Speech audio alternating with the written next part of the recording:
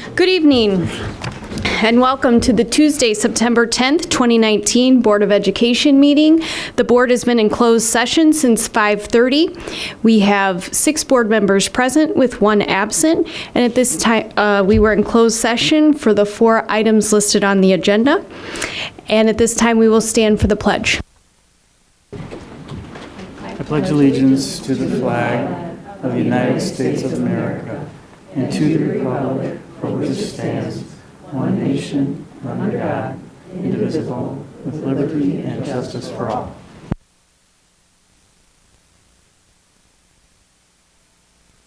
All right, tonight we will begin with the best part of our job here, and that is to recognize someone special. So would our Shining Star recipient please come up and stand near the podium, and Beth Hostler will read your recognition. You can come on up and stand. You can stand in the middle so we can all see. Hey, you can stand over here. That's good. So we have Samantha Cunanan, can you pronounce her name? Cunanan, who is a kindergarten through 5th grade music teacher at Hawthorne. And she was nominated by Kelly Iterbide, Lindsay Fiore, Tricia Herward, and Jerry Sorrentino. For the past 3 years, Samantha has worked closely with a parent to organize an all-school talent show. She gives up countless hours to organize it, set up for a dress rehearsal, in addition to the day of the performance.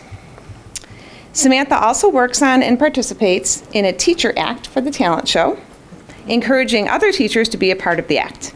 This past school year, she created a music montage with many dance moves that are choreographed and practiced on her own time. Samantha even made a demonstration video so teachers were able to practice on their own, even though she offered numerous before and after school practices for teachers as well. Samantha also organizes a holiday performance. Not only does she make sure the students are prepared, but she also gets a large group of teachers to perform as a surprise for the students. Samantha plans the Wilder Park tree lighting performance for students during the holiday season as well. This takes more of her free time as she's rehearsing with them and then performing in the evening for the actual tree lighting. Samantha is also an outstanding check-in, check-out coach for students who are struggling to follow behavior expectations in school. She is sure to connect with them personally each morning and afternoon before heading home. She works with them to hold them accountable for their behavior while coaching them on making good choices. She helps them recognize how this behavior affects others. Samantha is an asset to Hawthorne as well as the music department and continues to strive above and beyond what is expected. Thank you so much. Congratulations on the award. We're lucky to have educators like yourself in our district impacting our students every day and just being fantastic role models for them. So thank you so much. Thank you, sir.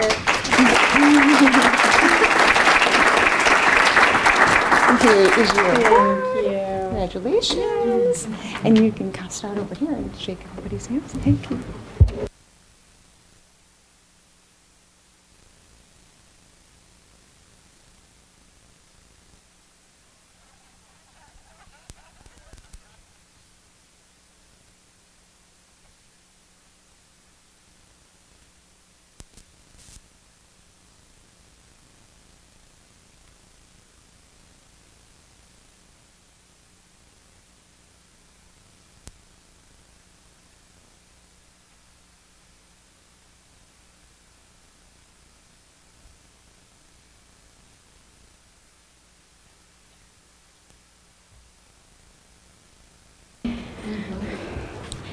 Okay, the next section is public comment. The board will receive public comments for up to 3 minutes concerning items on this agenda, as well as communication, petitions, reports from citizens, or representatives of other public agencies. After I call your name, as a reminder, there will be a timer. We'll beep when 3 minutes are up, and we ask that you finish up. And as a reminder as well, the board does not respond to comments at this time. So the first name on the list is Lisa Gerhold. Sorry if I didn't get that right.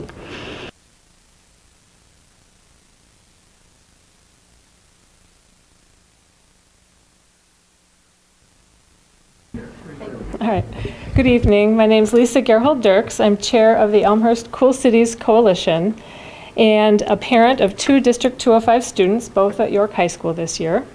Over the last several years, our group has noticed a significant growth in community interest for sustainable, healthy living, including more awareness about the risks associated with chemical use on turf grass. We began discussions with District 205 a little over a year ago about reducing or eliminating the use of synthetic pesticides on school property. We've provided examples from other communities and brought in a representative from a nonprofit organization specializing in this issue to meet with staff. As we approach the district's next scheduled broadleaf weed application in just a few weeks, I'd like to reiterate a few of the risks that accompany the use of synthetic pesticides. According to the EPA, American homeowners, businesses, schools, and park districts apply approximately 89 million pounds of weed and feed type products to their lawns every year. Common ingredients in these products include glyphosate, which has been banned in certain places, most recently Germany, and 2,4-D, which was an ingredient in Agent Orange. While synthetic pesticides provide short-term reduction of certain weeds, they can create long-term harm to beneficial insects, wildlife, pets, and people. Strong scientific evidence links exposure to lawn pesticides and herbicides to a host of health hazards from asthma and ADHD in children to cancer and reproductive problems. Additionally, stormwater runoff carries pesticides and fertilizers into our vital water ecosystems, threatening our drinking water and aquatic life. We're here again to ask for your commitment to creating pesticide-free spaces, because we want safe places for our children to play. Even when applied according to standards and given a day or two to dry, chemicals can be tracked into schools and homes on people's shoes. Many schools in the district have vegetable and native gardens on their grounds, which get the most use in the spring and fall when pesticides are applied. Synthetic pesticide and drift from application can contaminate the vegetables and harm the animals, birds, bees, butterflies, and other pollinators that make their homes in these gardens. These chemicals should be kept out of stormwater, runoff, detention basins, and Salt Creek. When we met with staff last spring, we were told it was too late, it was too close to the next scheduled spraying to make any major changes. Now the summer has passed and we're approaching the next spraying. We urge District 205 to join in the community effort to switch to more organic products and make Elmhurst a safer place to live and educate our children. Thank you.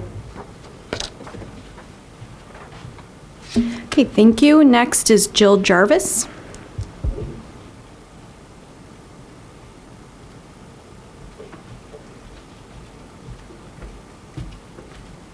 Press the red button. Okay. Oh, it's on. Okay. Hi, everyone.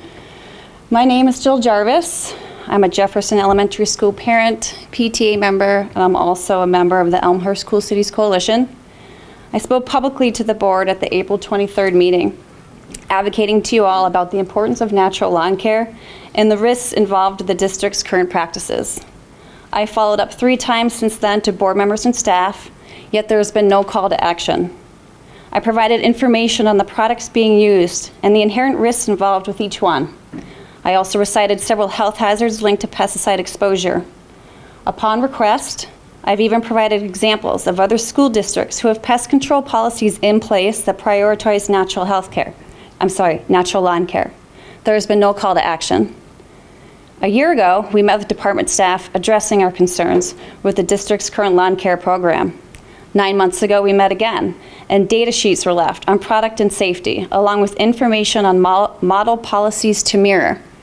6 months ago, we then provided staff with applicable solutions from a natural lawn care professional on how to transition away from synthetic pesticides and introduce natural lawn care.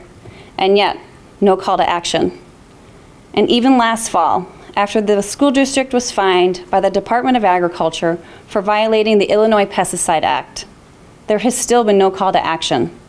District 205 board members and staff have been addressed numerous times, both publicly at scheduled meetings and via emails and phone calls, and yet there continues to be zero call to action.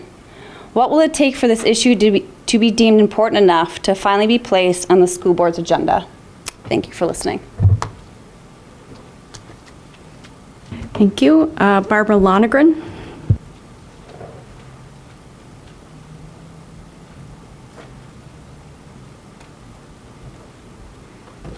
Hi, my name is Barbara Lonergan. District 205 historically contracts with True Green Lawn Care for broadleaf spraying. There is nothing true or green about the products used by this company. In fact, the company used to be called ChemLawn. Think about that. The principal chemicals in their products have been banned in other countries and have been the basis behind multi-million-dollar lawsuits here in the U.S. I have a high schooler and a middle schooler in District 205. My son plays baseball for the Cougars, an organization that practices and plays at Sandburg. Prior to broadleaf spraying last fall, I alerted our coach about the upcoming pesticide application. He and the other coaches were not aware of the notification. So I question, why is the district not alerting all 205 parents of pesticide applications? I realize all parents can opt in to get pesticide notices, but for the safety of all families, why not change that system to opt out instead? Why are sports organizations that contract to use District 205 properties not notified of spraying? With Saturday baseball games scheduled early in the morning, so soon after spraying, our coach was not going to let the team play at Sandburg. District 205 and True Green were accommodating last year and postponed the Sandburg pesticide application by 1 day. But think about all those other District 205 locations where spraying took place. Baseball and soccer fields, open green spaces, and school grounds that include playgrounds, Monarch way stations, and vegetable gardens. Why are accommodations only made at certain locations or when someone speaks out, knowing there are so many parents and coaches unaware of pesticide application dates? Imagine finding out that your child played on a field that had just been sprayed hours before. Why are kids who play at these locations on spray days not a priority? Have you seen signs staked on recently sprayed properties? They're small and often staked yards away from where kids play. Why are specific locations within District 205 being prioritized as no spray sites when all green spaces within the district should be exempt from spraying? And finally, why is the district prioritizing weed-free lawns over our children's health? And when will this topic be placed at the top of the school board's agenda? Thank you. Jacob Hill?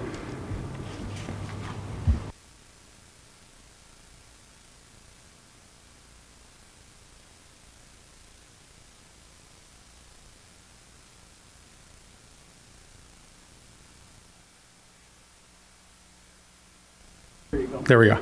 Not to make light of an important situation, but I'm not here about pesticides, so I'm talking to you about a different issue.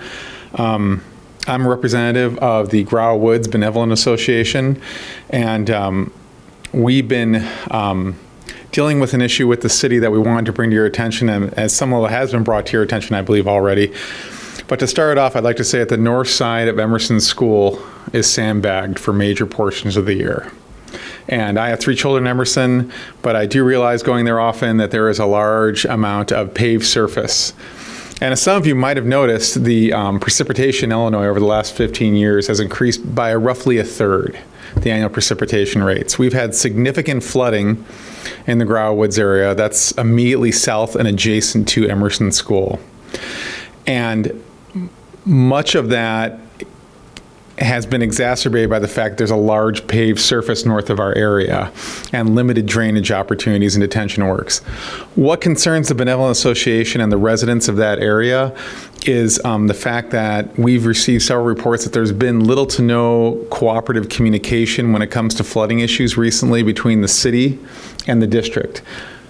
I'm not sure why that is or how accurate that is, but it's been a consistent message. And I hope that that is something that we'll be able to avoid moving forward this issue. I know that the Public Works Department of the city has been talking to the district and been addressing a topographical survey in the area, but just we want to approach this with a positive attitude. So I'm here representing those residents today, hoping that we can move forward with a big carrot and have a positive outcome for everybody in terms of addressing flooding in that area, that whatever extant reasons that there has been for a lack of dialogue between these two agencies, that maybe we can overcome that, because I think the last thing we want is having a large number of residents in our area who do have children at the school facing extremely damaging flooding conditions. As of the last major rainfall, we received about 28 inches of standing water just south of Emerson. And there's not really any way to address that without cooperation between the city and the district, and whatever the residents can do to mitigate that. So I hope we can find a way to do this positively going forward and avoid the pitfalls that these agencies have faced in the past. Thank you. Thank you. Robin Petchel.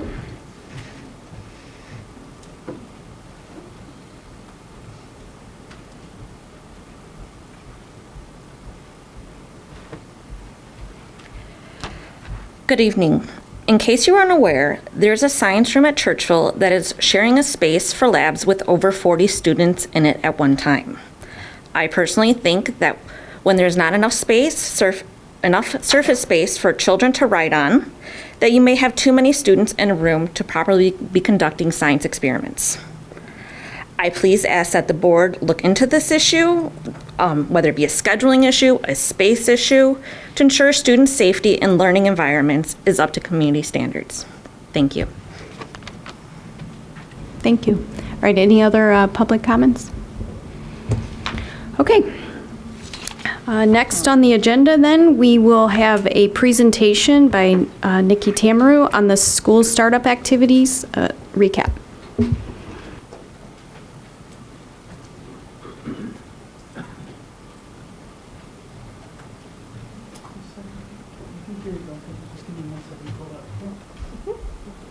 Can't start without you.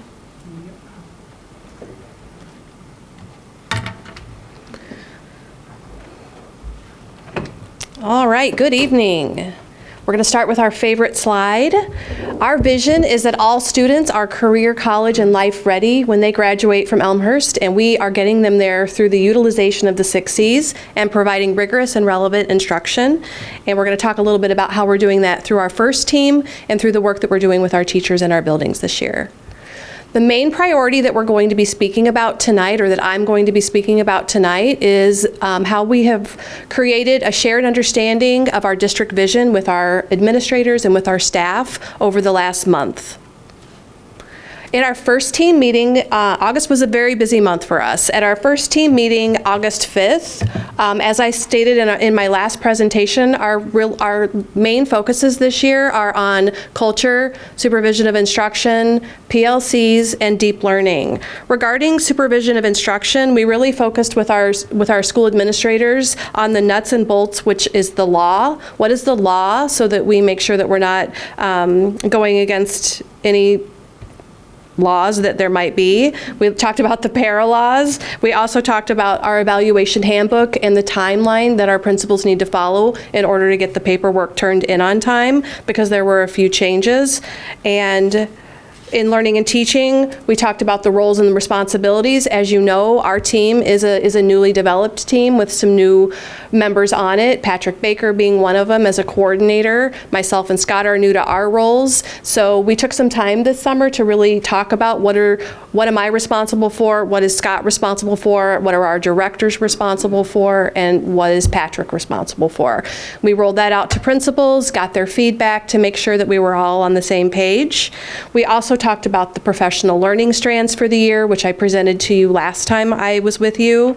We talked about our professional learning timeline for the year and what that would look like, which I think I also shared with you last time. We talked about the professional learning timeline not only for principals, but also the professional learning timeline for our teachers. Regarding culture, Scott worked on a great activity to create a shared motto. We talked with the principals in our first team about the importance of the shared motto, the why. We worked on, I think we came up with about 4 to 5 different possible mottos, and then at our last meeting, we voted on those, and Scott will be presenting those to our first team meeting on October 10th. And also Christine Trendle, principal at Jackson, and myself are working with Steve Ritter to create a culture survey that we will be working on and presenting to our first team in October, and then reevaluating throughout the year regarding the culture of our team. And then So I forgot to switch my, and then Dr. Moyer did a really great reflection activity with us, provided the principals with an opportunity to think about where they are with trust, not only with our first team, but within their buildings, change leadership, and how they're going to move to action with that, what they're doing currently with professional learning communities and what their next action steps will be, and supervision of instruction, where they are and where they want to go. And we kind of did it like a theory of action. If we do this, or if I do this, then this will happen. We all did the activity. I created a content frame. Scott, everybody on first team created a content frame. We identified a critical friend, and throughout the year at all of our first team meetings, we will be meeting with that critical friend in order to provide feedback about where we are, what steps we've taken, and then we'll be able to challenge each other's thinking about, what about this? Have you tried that? And that'll be ongoing throughout the year. We also, in the month of August, had a week with our new educators. That's always a very exciting week. We had Dr. Moyer, as always, did a great opening keynote. We had our really great Chamber of Commerce luncheon. They do a really nice job every year, and I actually had the opportunity to attend this year, which was a great experience for me. They had 1.5 days with the instructional coaches, and they really focused on PLCs, rigor and relevance, student engagement, and how to accelerate technology in the classroom. They also had 2 half-days in their home school with their principals and their mentors, and they had an opportunity to have a mentor-mentee conversation and next steps with Leslie Weber, our Director of Curriculum. Can you click? So this is one of the instructional coaches, or 2 of the instructional coaches, did an activity with our teachers, and rather than talking about what coaching is, no, that's okay.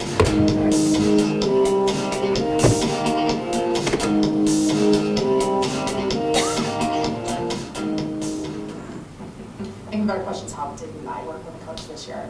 I think I've worked with almost every coach that is in school. I've worked with them to help design technology, to incorporate technology into my curriculum, to help improve my ability to differentiate learning, to learn strategies for working with students of different literacy levels, pretty much everything. I worked with an instructional coach this year based on how to incorporate all aspects of the Danielson model in my daily teaching. And I worked with a coach to help me learn how to push into the classroom, because typically I've been pulling students out of the classroom, and I wanted to get better about being in the classroom, really working with teachers, and helping students get their communication needs met within the classroom. I did cycles with both my instructional coach and the special ed instructional coach. The instructional coach at our building helped myself and a 5th grade teacher work on math and breaking down standards for my students who were struggling with the Common Core instruction. Honestly, the shorter list is what haven't I done with my coach this year. We have worked on math, literacy, and even classroom management. Katie and I met weekly with one of our instructional coaches, where we focused on our progress as co-teachers, and our instructional coach helped us brainstorm instructional strategies and develop a plan to pair them with different co-teaching models. We also met with a coach during our weekly PLCs with the rest of our grade level curriculum team, where we looked at data to interpret how our lessons were going and what our next steps were in terms of reteaching or moving forward with the rest of our material.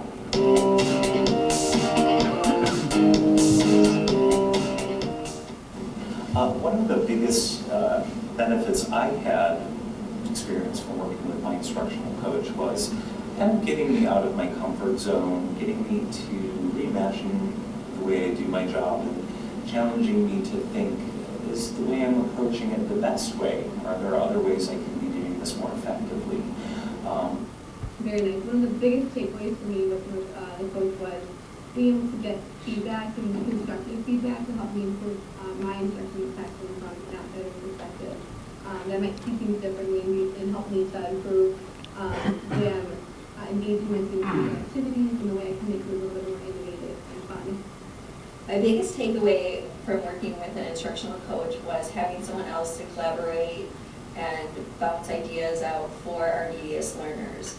Our instructional coach helped the teacher and I look at data more in depth and come up with action plans of where we can go with the students. Well, my biggest takeaway is that just don't be afraid to ask for help, because the coaches are there to help you, and once you've asked for help, the sky's the limit.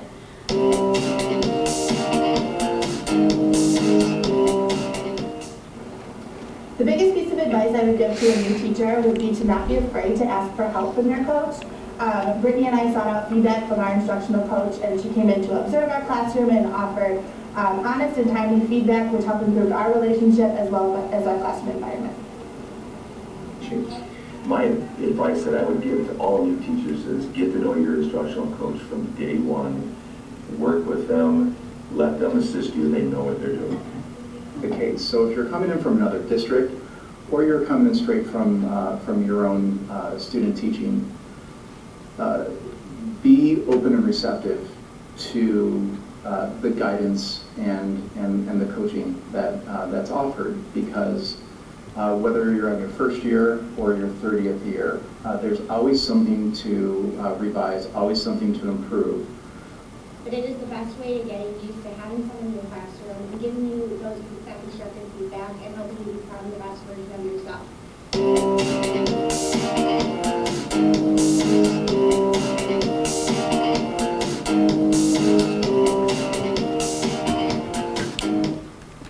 So we couldn't do new mentoring or new teacher induction without our coaches, and they did a really nice job. August 12th Institute Day, we had Dr. Moyer did a presentation for the entire staff. We pulled everybody to York, which is no small feat, and it went very well. Scott and myself also made an effort to make sure that we got in front of every staff member that day. So we started at York, and then we sort of did a road show to each of the middle school and then to the K-5 teachers to talk about the learning strands, what those would look like this year. We went through each of the strands, talked about the competencies of each strand. Scott did an MTSS update and also talked about our tech committee. The K-5 teachers are implementing Seesaw. We're committed to purchasing that through our learning and teaching budget this year. So we wanted to make sure that we rolled it out with some training with teachers and talked about the loose and the tight of how to utilize that program. Side note, I was at Lincoln at several buildings today and saw them utilizing it in the classroom, videoing themselves. This one little girl said that her mom was in Tokyo right now for work, and she was going to be able to send her Seesaw video to her mom. So I see it being used in the classrooms, and I think it's going to be a really great tool for us. So I can't wait to collect some data to see how well it's being utilized and in what ways it's being utilized. There are 6-8 teachers. Obviously, our 6th grade is implementing standards-based reporting this year, so we provided them with their new technology. Dave Beatty did a phenomenal job of explaining Power School gradebook and how it's going to be different for them this year, provided them with an opportunity to get into the system, play with it, and I think they felt a lot more comfortable walking away that day. 7th and 8th grade had a little bit more time for curriculum development updates, but we also built that in for our 6th grade teachers as well. And all of our new teachers got their new devices this year, which was really exciting. 9th through 12th grade really focused on PLCs and department-based work, and our early childhood center continued to work on building assessments and their portfolios. Then October 13th was a building-based day, and all of our buildings really did a nice job of focusing on their school improvement goals, which will always have a culture goal and will always have a gap closing growth goal, and they also are utilizing their PLCs to leverage that work. And that has been what we've done in the last 2 weeks. It's been busy. Any questions for me? Jim? Thank you. I got a good feel of what's going on. I have a few questions. First of all, the critical friend, which I think is a great idea. I mean, how do you coach people as to who to choose to be their critical friend? And do they attend that same meeting and then they get feedback from that person? It depends on the situation. This time I asked them to choose a critical friend that was not necessarily at their same grade level, so they could open up ideas with each other. So it's really nice if I talk to Erin DeLugat at the high school, she may be doing something very different with culture than maybe a an EC5 principal. A lot of times our principals, I'll use EC5 as an example because there's so many of them, a lot of times they'll talk and collaborate, so their culture goals will be very similar. So I wanted them to partner with someone outside of their grade level so that they could open up dialogue to see what other colleagues were doing. And then during the meeting, we provide meeting time for them to have that discussion time to talk about what they've done in the last month, what their next steps are. Okay. And we're also asking them to build the content frames and this critical friend work into their PLCs, into their school improvement plans, so that we're connecting everything that we're doing. Okay. It's not separate from their school improvement plan. It's not separate from their personal and professional goals. It's all intertwined. Got it. Thank you. Sure. I have a couple more. Talk to me about the mentor-mentee relationship and how you assign mentors for our new teachers. Sure. We try to make sure that each mentor has, each mentee has a mentor that is a tenured teacher, but it doesn't always work that way. I'll use Hawthorne as an example. When I was the principal, I had a new ABC teacher, and the other ABC teacher wasn't tenured, but I really wanted her to be her mentor. So we try to match them up with like positions. So if I'm going to be an instructional teacher, we try to find another either instructional teacher or someone like-minded doing similar work so that they can collaborate with them. If we have a social worker, we try to hook them up with another social worker. We also try to provide someone within the building. So social worker being an example, that isn't always someone in the building because we only usually have one social worker. But if I have a new third grade teacher, I try to find a mentor in the building to work with that person so that they can have those conversations on a more organic basis and not just a formalized, you're meeting once a month. We really want them to be meeting regularly. So they apply, the mentors apply. It is a paid position. It's a 2-year commitment, and it's also a 2-year commitment, obviously, for the mentee. And they have a 2-year relationship where they're meeting within the building a couple times a week, but then once a month it's a structured meeting with Leslie Weber, our director of curriculum. And we're really trying to make sure that we're tying our district priorities into the work that they're doing. And how many new teachers do we have this year that have this mentor-mentee relationship? It's a good question. I want to say it was 49, close to 50. By the time I said that, we're about 55. 55. Okay. All right. Now, talk to me about Seesaw training. Yeah. What is that? So Seesaw is an online tool that we use with our K-5 teachers, EC5 teachers, and the kids can interact with it. It's an online app. They can video themselves, send it to their parents. It's really our main communication tool to utilize with parents. When we moved to standards-based reporting 2 years ago, a lot of the feedback that we got, or the most critical feedback that we got from parents, was that they weren't feeling as informed. So we really brainstormed some ways on how we can better inform parents and make sure that they know what's taking place in the classroom every day. We found Seesaw. Susan Condrent is in the audience. She's done a phenomenal job of using it at EC. So we talked about it with her and then decided let's try that with EC5. Again, it comes down to what are the expectations. So we talked with the K-5 principals, EC5 principals. What are our expectations? What's going to be the tight about using it? What's going to be the loose about using it? So they're required or expected, the teachers once a week for every student, to be informing parents about what they're doing, whether it's the student videoing themselves, whether it's the teacher videoing something, the teacher posting something. There's a lot of different ways. It's almost like a Google Classroom. Okay. I'm curious. Can I stop you on the Seesaw? Sure. Because I'm a big advocate for this. I love it. I'll Seesaw. I'll tell you all about it. Because I think that's great that I'm being informed about what's going in the classroom, but I feel like the learning is being reinforced because, at least for the teachers for my daughter, she shows me, like, here's the math we learned today and the breakdown. So she is reinforcing the lessons that she's being that she's being taught in class that day. And sometimes they do it together with other students, and they show, okay, you do this part, and they collaboratively work on teaching me. And they're excited about it. I think the kids love working together and teaching their parents about what's going on in the classroom. So I'm so excited it's getting expanded out. Good, great. Yeah. Which leads me to my last, and maybe Courtney can just fill me in because she has elementary kids and I don't.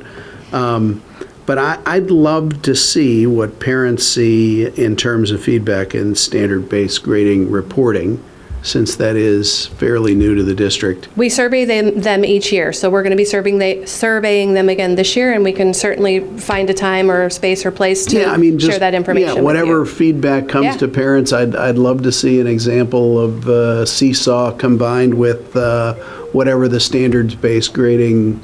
Dare I call it a report card, or is that They would be not you would be allowed? seeing a piece of evidence through Seesaw, Okay. and then the SBR is that end, like where am I at right now each trimester. Okay, yeah, I just feel like I don't have a good grasp of what we're doing in standards-based grading.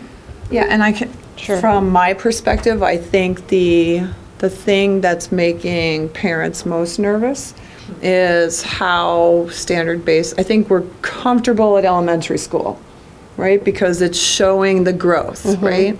I think there is anxiety about moving it to middle school and what that means leading into high school. Sure. So I think that we need to do a better job communicating how that is going to move forward now with this 6th grade class. What's it going to mean next year? And then when those 8th graders have had standard-based reporting throughout middle school, how is that going to impact decisions at York when they have to make those? So I think that's where the anxiety is. Sure. That I'd like to see more information about. Sure. A little background. This is the year of learning for the high school, short of 4 classes. 9H and Chicago Lit have moved towards standards-based because they had already started that work a few years ago. So we're giving them the same, what is a 4, a 3, a 2, a 1, what is that language? And they're using the same language. And Scott is going to do a really great job, or has started doing a really great job with the high school to talk about what is our learning, and then to get some things on paper. What is academic responsibility? How does that play into the grade? Does it play in the grade? No, it doesn't. Why doesn't it play into the grade? Redos, retakes, all of those conversations that fit into a larger philosophy of what standards-based is and why we're moving to standards-based is the work that we are going to be doing this year. So we're really being purposeful and thoughtful about moving slow to go fast later with the high school, and being very careful about how we communicate moving forward.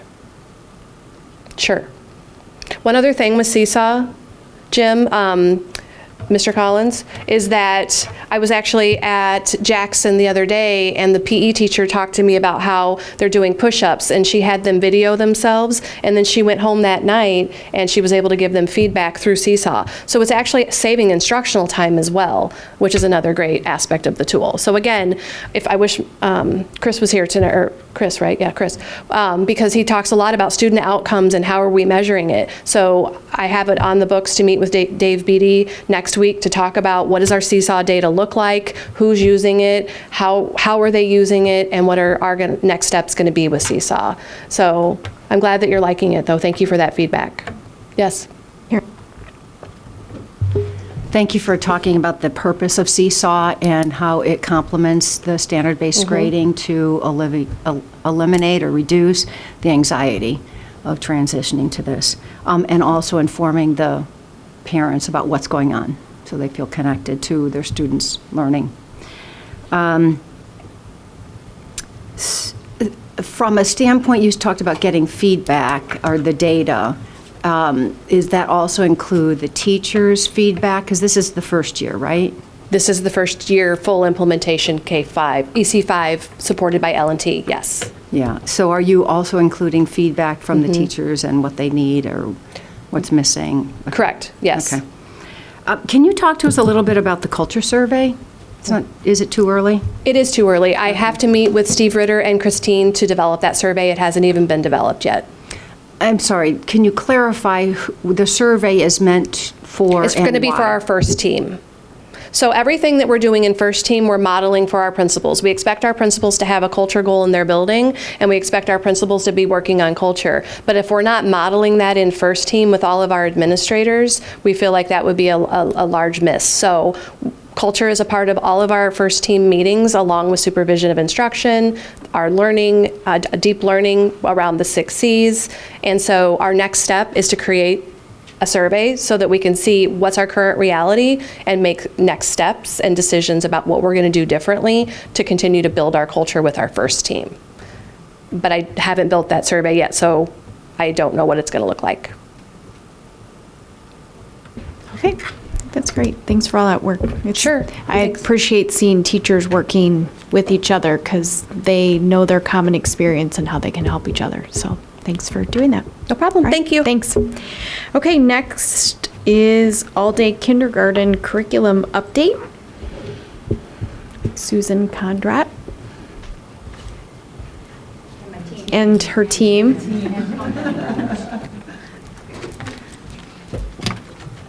So welcome everybody. I get to talk with the fun part. We've been really working hard and coming up with some exciting work on what all-day kindergarten could look like and the possibilities for that. And it's been wonderful. So it started kind of, and it aligns really well with what our vision is at the same time too. As Nikki really eloquently put it, at the same time too, we are going ahead and supporting students through rigorous instruction that's relevant to them and also integrates those 6 C's. And that's exactly the work that we're doing. And when we're taking a look at those learning and teaching priorities from the work that we've done in the all-day kindergarten curriculum committee, we're really working on everything. We're trying to build our shared understanding about measurement of the district vision and strategies and priorities. We're trying to develop curricular resources and assessments. And we're also going ahead and supporting instructional strategies that are aligned to rigor, relevance, and the 6 C's. So throughout our work, the members of my committee that are behind me are Abby Udenhofen, Natalie Edelbrecht, and Brooke Manconi, sorry. And they are going to be going ahead and helping me as we get through and deeper into the process because we really tried to go ahead and make this a collaborative effort because we wanted to bring the expertise of the teachers that were actually living it every day into that to go ahead and talk about how we can make new opportunities for students as we move forward. So with that, our summary of some of the things that we're going to be talking about today is really what we've done to this point is we've kind of conceptualized the development of an all-day kindergarten framework that's based upon the National Association for the Education of Young Children's guidelines. It's based off of Elmhurst 205 guiding beliefs. It's aligned with the Danielson framework for instruction, and it's utilizing existing curricular resources. So the parts of the framework, what we realized as we were thinking about this, when we're talking about all-day kindergarten curriculum, it's not just what we're teaching the kids, it's how we're teaching them, and it's much more than that. So when we're kind of conceptualizing this framework, it's going to talk really about what do we believe and what do we believe is the best way to integrate students, what does research say is the best way to integrate to and educate students that are young, and then also going ahead and talking about that and bringing that throughout the process and the work that we're doing. So this is going to be kind of like a guideline about integrating all these beliefs to make sure that we are coming up with a really solid product at the time that we're finished. So tonight's presentation will focus and discusses the following elements of the framework, which is a daily schedule of instruction. So we prioritize reading and math in the AM, and we also prioritized blocks of instruction and moving away from more of that segmented instruction that we kind of have going on currently right now. We're also talking about utilizing a whole child approach, which is really interdisciplinary units of instruction, time for student choice and with purposeful play in a center-based approach, and then also developmentally appropriate practices that integrate really nicely with what those 6 C's are. And finally, we discussed the need of professional learning. So that's going to be focused on shifting instructional practices throughout kindergarten at the same time as well. So I will let Abby go ahead and take it away. So here you'll see our current half-day schedule, and you'll see that all of our subjects are currently very segmented. So while we do have a strong kindergarten program, there isn't enough time for developmentally appropriate practices or ample application time. You'll also notice that Writer's Workshop is only 2 times a week, and there's not as much room for social emotional development as we would like, as it's integrated in our day, but there's not a specific time block in our day to be developing these social emotional skills. So moving forward into our proposed full day schedule. I'm just going to pull it all up there. You'll see that the day is really broken into blocks. So there's a math block, literacy block, our specials block, and then an interdisciplinary unit application block. This allows for teachers to engage in a true workshop model with subjects intertwined. You'll see that the core instruction is in the morning, considering that some students who choose the half-day option will dismiss at the end of the morning time. They really need to be there for that core instruction, so that will all take place in the morning. In the afternoon, we will have our specials block. Specials are not required for kindergarten students in the state of Illinois, and so that is why it takes place in the afternoon, so that students who are attending kindergarten in the morning really have that core instruction time when they're with us. In the afternoon application time for the interdisciplinary unit application, we actually have time to do that in this schedule, and we have time for developing the whole child. So it provides time for choice, for purposeful play, for language development, social emotional development, and extended learning through developmentally appropriate centers. All right, so one thing that we kind of talked a lot about in our meeting was we want to look at the whole child approach to learning. So what that looks like, it's a proactive approach that incorporates purposeful planning for all the subjects as well as purposeful play for all aspects of a child. So this includes language and literacy, things like speaking and listening, cognitive skills, social awareness and emotional competency, social awareness and emotional competency, the arts, social skills, and fine and gross motor skills. The student's learning is really influenced by all of these parts. So the teacher's role in the whole child learning approach is to encourage growth in all areas in an integrated way for all of those areas in the 6 C's. This strengthens the academic performance by focusing on the child's overall development.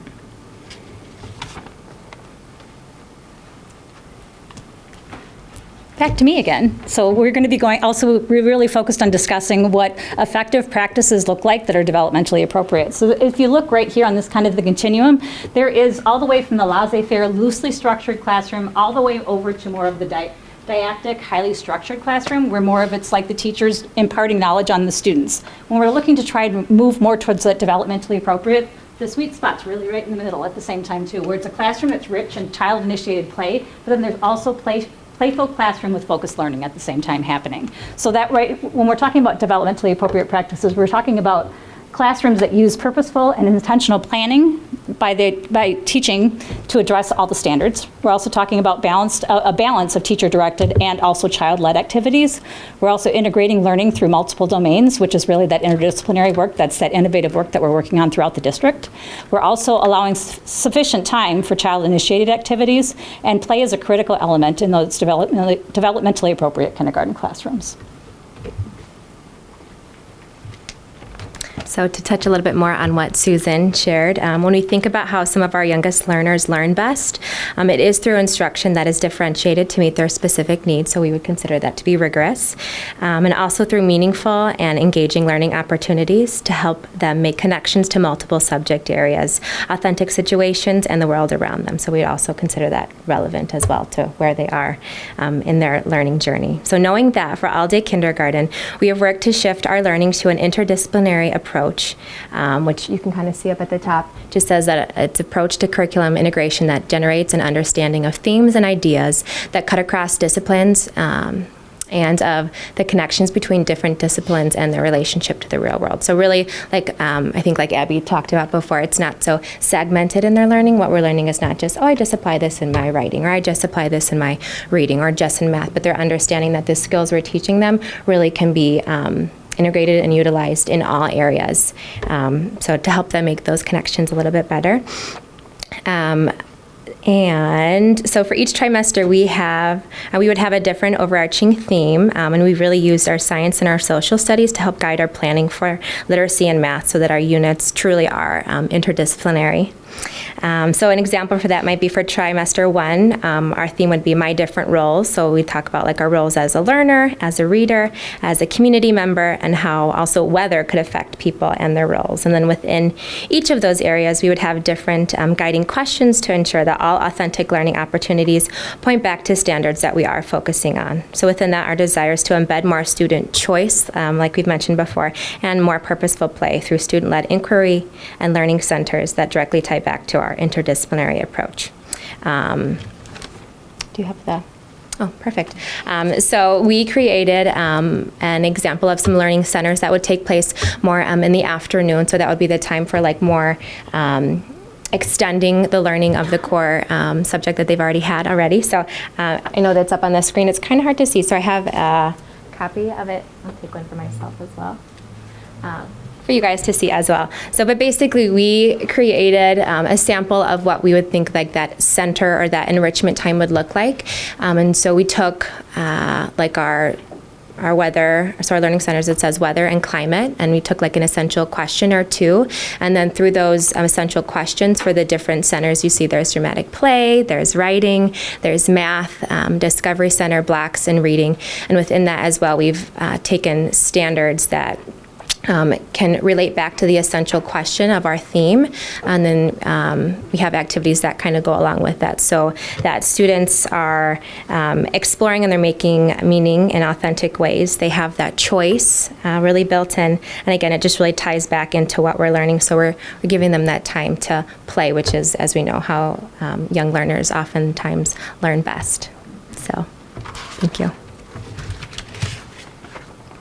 So with all this new approach, also we started exploring what professional learning we're going to need in order to go ahead and make this a successful change. So in thinking about that, the professional learning that we discussed was really kind of focusing on what whole child instruction looks like, using developmentally appropriate practices, talking about what play-based learning looks like, because play-based learning, there's also stages of play, and there's also development of play. And those stages of development and play can also often predict how academically successful somebody can be later on at the same time too. So if you know how to facilitate that learning through play and what those stages look like and how students are moving through those stages, you can actually go ahead and make sure that they're prepared and better, more well-rounded kids, which is kind of what we're looking for at the same time too, and aligns really nicely to make them college, career, and life ready at the same time too. So, and then also we're looking at effective classroom environments. So the teachers were wanting to go ahead and talk about how to set up a classroom that's going to be different, how to teach in that system, and also how to manage center structures to differentiate instruction. So one of the things that we talked about is that often we have a really nice opportunity here within the district to go ahead, and we are an EC12 district at the same time. So we talked about kind of coming over to look at some vertical articulation by observing how we run centers and what that center-based approach looks like at Madison, and really having that discussion about kind of how kids are learning and what those standards are going to look like at kindergarten, so that we can kind of bridge that gap that kind of exists a little bit right now when kids are leaving the pre-K programs and moving into a kindergarten program. And then we also talked about really planning for inquiry-based interdisciplinary learning. There's a lot of work that goes along with shifting your instructional focus and really focusing on kind of what the standards are doing and trying to tie everything together. So that's going to require professional learning for the staff as well to really make sure that we're successful when we're going ahead and rolling this out with everybody.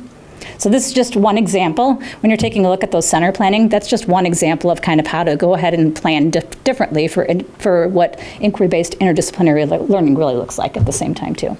So that is all we have for our update right now, but there's still more work to be done. So we're excited to kind of move next into the process, and really, as we've been kind of unfolding into talking about what all-day kindergarten really means, it's been, I think, bringing a lot of rich discussions to really focus on what's important and best for our youngest learners at the same time too. So thank you very much. Does anybody have any questions for me? They're going to have questions. Okay. I just have to say this, because so I had a son that went through Madison, and Madison is hands down one of the jewels of this district. And I think the fact that you, who have led that for so many years, leading all-day kindergarten, is phenomenal. And it is, it is amazing. And I think if anyone on the board hasn't been down there when there's kids there and seen that kind of learning, you should take a trip down there. It is awesome. So just thank you, because I know it's a lot of work, and I know this kind of learning, as a former teacher, it is a lot of work to prepare to navigate, but it's also a lot of fun. It's a lot of fun. To any of the teachers it's a lot of fun too, they really enjoy the work that gets to go along with the work. The work, they enjoy the play that gets to go along with the work. Yeah. So, and also, Mr. Collins, if you want to see what Seesaw looks like in action, you can come over to Madison, because we're already using it for student portfolios and standards-based learning. So. Let me know when. Okay. All right. All right, Karen, you've got a question. And how long have you been using Seesaw? We've been using it. This is our third full year of implementation. Great. So. Great. Mm-hmm. Yeah, so I'm going to say thank you, but from the standpoint of you have been a representative for all-day kindergarten for a number of years now, so thank you for the consistency and bringing, staff, in the process. With regard to that, as you three are representing various schools, and how do you bring it back to your peers and keep that communication going along the way, so it's just not a brand-new thing, overwhelming. I think that's what we got through with talking through really that professional learning that we really need to start happening in the springtime, is really bringing the teachers together to explain what our approach is going to look like, to really explain when we have that formalized framework to talk about that, and then to really give them training at the same time about what this means for their instruction throughout those practices, and what really, there's a lot of richness that goes along with this. There's a lot of deep learning that actually happens when you actually can move into this time and allow them the time to plan. So we don't want to roll it out to spring it upon anybody, which is why I think our next steps, and I want to go ahead and, where I'm working with Nikki at the same time too, because we're kind of planning on this together. But I think if you want to go ahead and speak to that, or if you want me to keep going. Well, I just wanted to say that these lovely ladies have been doing all of this without pay and after school. So what we're looking to do now is to think about creating a CDT, a curriculum development team that will kind of continue this work so that we can bring some more teachers in and be able to provide a place and a space for them to do this work and not have to do it after work hours anymore.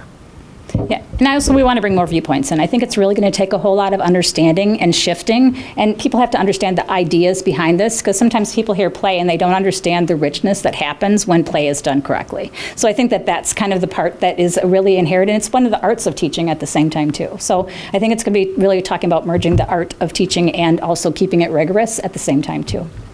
And then when you all meet as the kindergarten teams, do you share this even informally or semi-formally with your peers at the schools? Just even these initial stages. You want to? Sure. So I am fortunate enough to teach at both Hawthorne and Jackson. So I work with Natalie on the committee, but I do teach with Joanne Scarbosa as well. And so I will go back to Jackson and share things that we're working on kind of as we're in the works with it, just so that she's hearing some things that we're doing. So we share some, but we don't have a formal process per se that we're following to communicate with teachers, just kind of checking in with my teammate there. Yeah, and I think, as we've kind of gone ahead and really looked to start rolling out all-day kindergarten faster than what was originally anticipated, I think that hasn't really allowed us for trying to, we are going ahead and thinking about the work, but now we also need to think about what our plan's going to look like as we move forward with everybody rolling things out. Karen, when we have a CDT team, that's part of the work. Here's our work, and then now how are we going to communicate it? And then we have grade level meetings with our teachers. So during the kindergarten grade level meeting will be an opportune time for us to fill them in on the work that we're doing, the scope and sequence, what we've done so far, and then a plan for what we're going to continue. Great. So 2 other questions. How do we bridge the gap between the students who are doing the half day and the students who are doing all day when they all get integrated in first grade?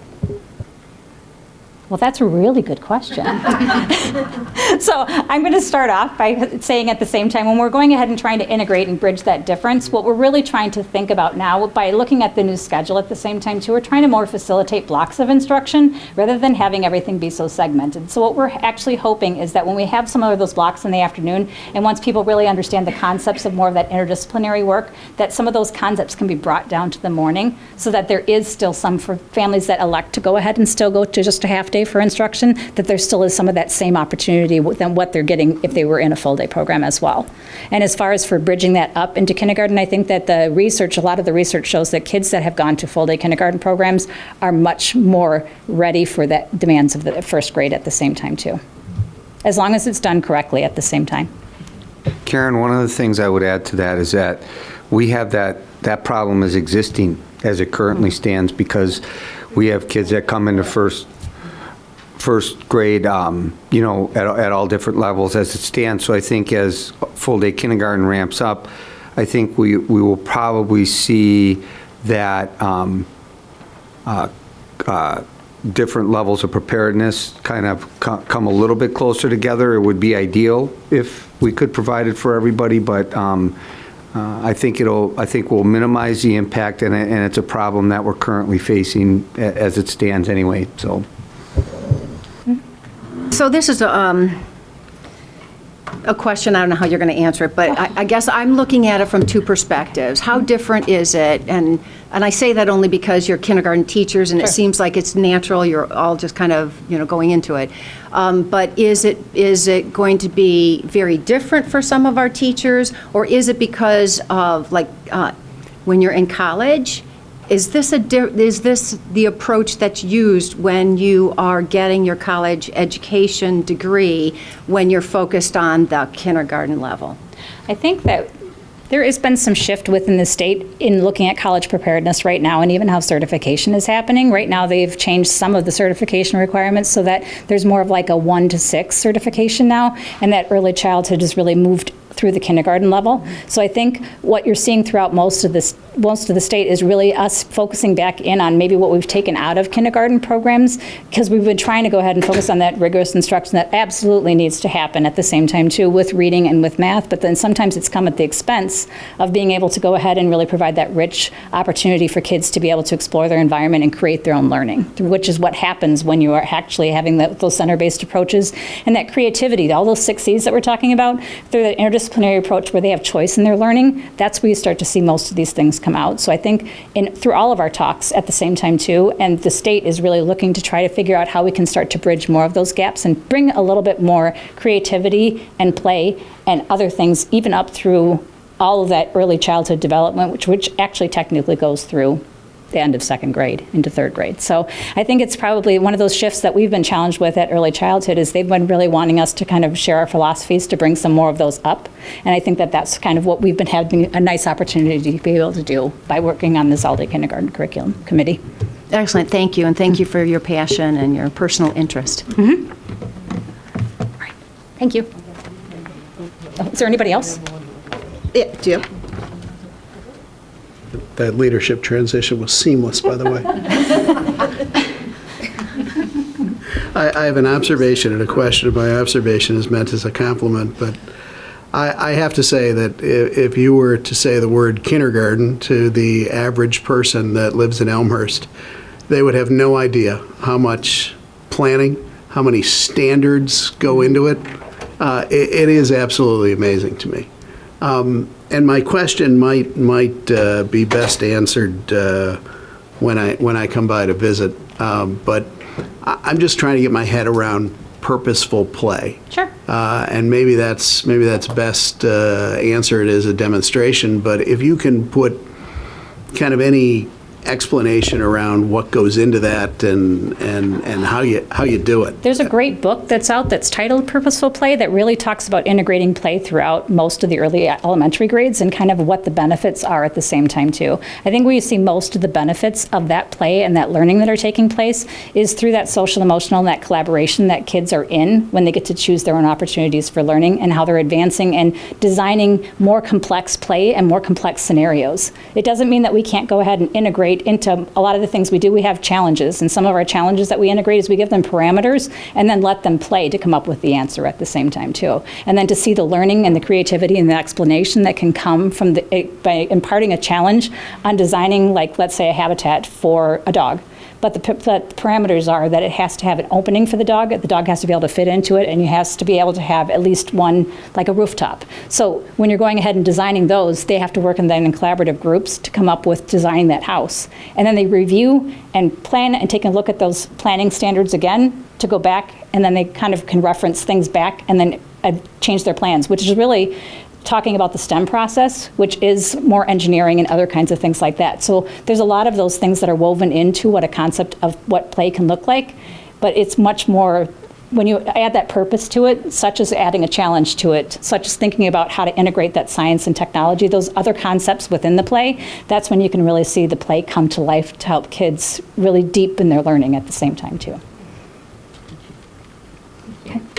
It's the kindergarten equivalent of a group project. Correct. Exactly. Yes.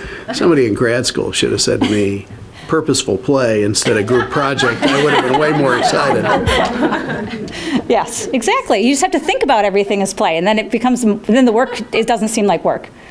Actually, the work of young children is actually play. So that's how they learn best. Thank you. You're welcome. All right. Is there anybody else that has any other questions? I I think we're good. Thank you so much. Thank you. To all of you. Okay, District 205 Foundation presentation.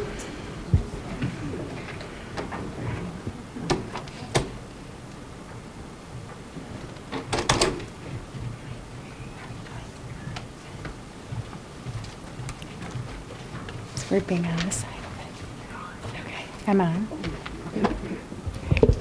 All right, hi. So my name is Allison Donlinger, and I am the board chair for the District 205 Foundation, in case you don't know that. I've been on the foundation, I think this is my 5th year. I've lost count. That's what happens when you're having a good time. I'm here with our new executive director, Christy Amendola, and Peg Lewis. No, DeYoung, sorry, recently married. But we are here to share an update of the work of the foundation and provide a quick refresher as to how our mission and efforts impact all students within District 205. In addition to myself and Christy, we have a newly appointed and super amazing executive board, and I just want to make you at least familiar with their names. They're not here with us tonight. Angie Capotis is the vice chair. Mark Sohn is our treasurer. Mindy Caplow is the secretary. And our board is comprised of over 20 Elmhurst residents and D205 parents that are passionate about our work. So what is our work? We are essentially the philanthropic arm of the district. We provide the extra where the tax dollars stop. We supply our creative, amazing teachers with opportunities to bring above and beyond innovation to the classroom. And we also help scale up successful pilot programs across grade levels and our schools. Since our inception, we have raised about $1.7 million that has gone back to district initiatives and teacher grants. In 2019, we donated nearly $100,000 in teacher grants across our district that came in from roughly 40 applications. So where did we put that money? In grades K through 5, we donated 1 classroom set of iPad crayons to every single building. We donated STEM kits. We donated 3D printers.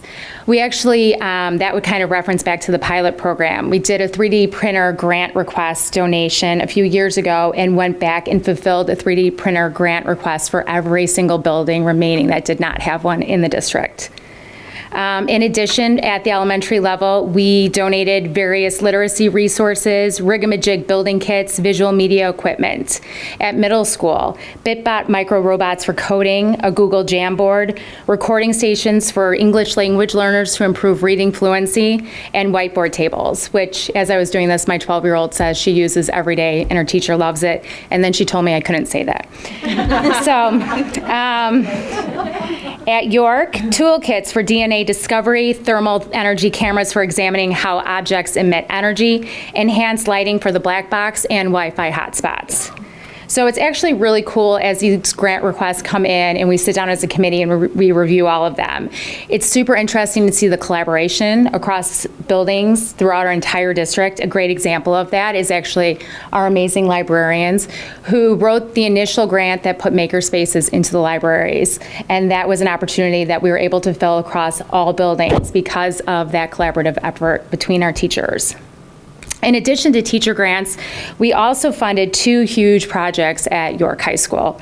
We donated $80,000 to the manufacturing lab, and we donated $50,000 towards the business incubator, the technology piece that just went into play. We also donated a couple years ago $50,000 that went towards the model classrooms that provided a visualization to our entire community of what future-ready learning will look like.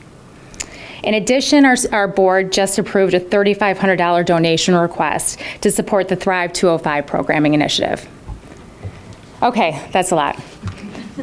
And that really is just scratching the surface of the work that we've been able to do and support throughout our entire district. So what does this mean? It's great. We're able to donate 3D printers, and we have all this fantastic support within the community to do that. But it's really more than just a 3D printer. It's the problem-solving base group project that goes into using it. It's the real-world thinking being brought to the classroom through this technology. So it also gives us an amazing opportunity to partner with our fantastic teachers who are so creative, so innovative, and who want nothing more than to find ways to influence exceptional learning in our classrooms. So with that being said, I want to introduce Peg DeYoung. I did it this time. Yay! She's our Jackson librarian, and she's going to kind of show us and give a little bit of an example of a grant in action. So. Okay, all right.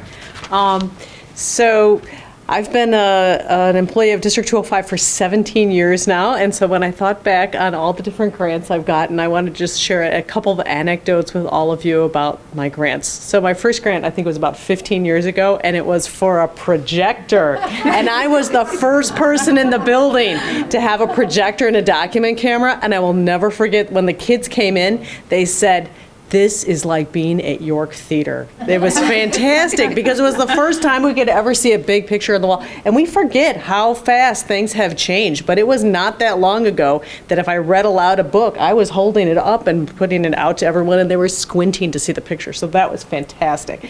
The next thing I got were these mini camcorders, and we used those things until they fell apart. And in those days, you could not edit the video, so you had to be really good at your acting and retake it again and again and again. The next thing that happened, we had a little bit of a recession, and library budgets were cut, and the foundation came through for us, and they funded STEM books for us for all of the elementary libraries, and we were able to keep our collections looking good through some really lean years. After that, things really started getting more digital, and the first place I remember the libraries starting to become so digital is with the Brain Pop subscription that was funded for several years by the foundation. And I'll never forget a kid stopping me in the hallway in the morning and saying, "I learned some really interesting facts about the Tuskegee Airmen," and wanting to tell me about what they learned. And I'm like, why are you telling me this? Well, I was on Brain Pop last night, and it was so exciting to see. We were providing a resource, not only that we used during the day, but it was something that was safe, that parents could put the kids on at night, and they could just indulge themselves and learn all kinds of interesting facts. A couple of years ago, when Christy was a fabulous PTA president, so she knows about this one, I applied for flexible seating, and we got these fantastic chairs that you can sit in forwards or backwards or sideways. And these are the same chairs that now we're putting into most of the classrooms as they're getting the new furniture. And when you see a kid come in and sit down in a chair and sigh and say, "This is the most comfortable chair in the building," and just be so happy to be in your room, it's a wonderful feeling. They can just focus so much better, hopefully. And then finally, Allison referenced the maker spaces, which are in all of our libraries now, and the foundation has bought us a lot of building materials. As we talk more about social emotional learning, this has really been a fun change to my teaching, because I see every kid for an hour a week. And to put them in collaborative groups where, yes, Jim, they have like an engineering problem that they have to solve, and I assign them to random groups, so it's people they don't normally choose to work with. They have to get out the materials, find an answer to the problem, and they have to clean up. And it is not all happy times all the time. You hear them arguing and negotiating, and I tell them, look, if you're a shy person, you got to speak up now, and if you're a bold person, you have to kind of sit back a little bit. So it's been just wonderful. The foundation has provided us so many ways to really reach the kids and connect with them more. So I don't know what the future holds and what our next grants will be that are written, but I have to say that as a teacher, as a librarian, as a taxpayer, and as an alum, I think we are so lucky to have this incredible public education fund so robust here in Elmhurst. So thank you guys. It's a pleasure to be here tonight with you. Thank you. Well, thank you to Peg. She has probably single-handedly made my children lovers of reading, language, building. So I am Christy Amendola. I think I know most of you. I am now officially the executive director for the foundation. Before that, I was a parent of a District 205 kids. I have a 7th grader who's currently at outdoor ed as we speak, and a 5th grader who is waiting for me to get home, who loves Seesaw, by the way. She's a big Seesaw fan. We've lived here for 15 years, and I love District 205, and we moved here for the schools. We did not grow up here. We chose this community, and really when my oldest daughter started school, I got roped into the PTAs and really could never say no. And so that's kind of how my love for District 205 grew. Before I had kids, my passion was fundraising, and I was the executive director for a small reading organization in the city. I got my master's in child development from Erickson. And so when this opportunity was available, it was kind of just the perfect fit. And it's just been a joy to get my badge and be official and do fun things like this. So to wrap it up tonight, I just wanted to share with you the things that we have going on this year and the ways that we will be raising our funds, and encourage you to participate in those things as you can. So we will be again hosting the Harlem Wizards at York on November 2nd. If you've not come to this event, it really is a fun and exciting event. We con lots of teachers and principals into coming and playing. They have a great time. The Harlem Wizards are real showmen for sure. And it's a great night for the community to come out and support the foundation. We also are the organization that provides all of those lovely Elmhurst trees in the front lawns every year during Christmas. So please order your trees, continue the tradition, and know that you're supporting the foundation while you're doing that. And then finally, in February, we will be hosting our annual gala, which we do each year, and that will be on February 8th. And we're going to move the venue this year to the Medina Country Club, mix things up a little bit. And so we would encourage everyone to come and be a part of those things. I think what's really great about being a part of the foundation and the foundation's relationship with the district is that we can help increase the visibility of all the great things that are going on in the district. We have that unique opportunity. We have a captive audience of community members who are always looking to us to tell them about the newest and greatest and exciting things that are happening. So we really take that role seriously and enjoy that position. And we love to help teachers and administrators create their dream environment and teach in the way that they want, even if maybe it's not within the budget or it's something new that they've heard of that they want to give a try. We love that we have that opportunity to support them in that way. And then if it's successful, we get to support that and scale that up across the district. So we feel really fortunate for the role that we get to play in that. So thank you very much to the board for your support. All of you have been great partners with the foundation for many, many years. And to our administrative team, we couldn't do it without you. You tell us all the things that we need to know and support us in all of those ways. So we're really grateful for that partnership. Any questions or comments? Does anybody want to buy a table for the gala now? Or take Allison will call you later. Just whatever. Well, I'm sure all of us just thank you so much. I think not only do you support innovation, you support, new things, but you also support needs, like the wireless. I think about the wireless hotspots as the first example that, kids who need wireless at home. And so I just think, to have an organization that helps all kids and teachers and is just so behind education in this community is amazing. And I know it's hard work, but thank you. I think the great thing too is like the innovation part of our mission statement really now incorporates so much. Innovation isn't just a piece of technology, it's the Thrive 205. There's so many different things that are, impacting that and allowing our mission to reach even more, which is fantastic. So I also want to say thank you for everything that you all do. I love the fact that you you look at what teachers are asking for, and try to spread that across the district if it's something that lots of educators are using.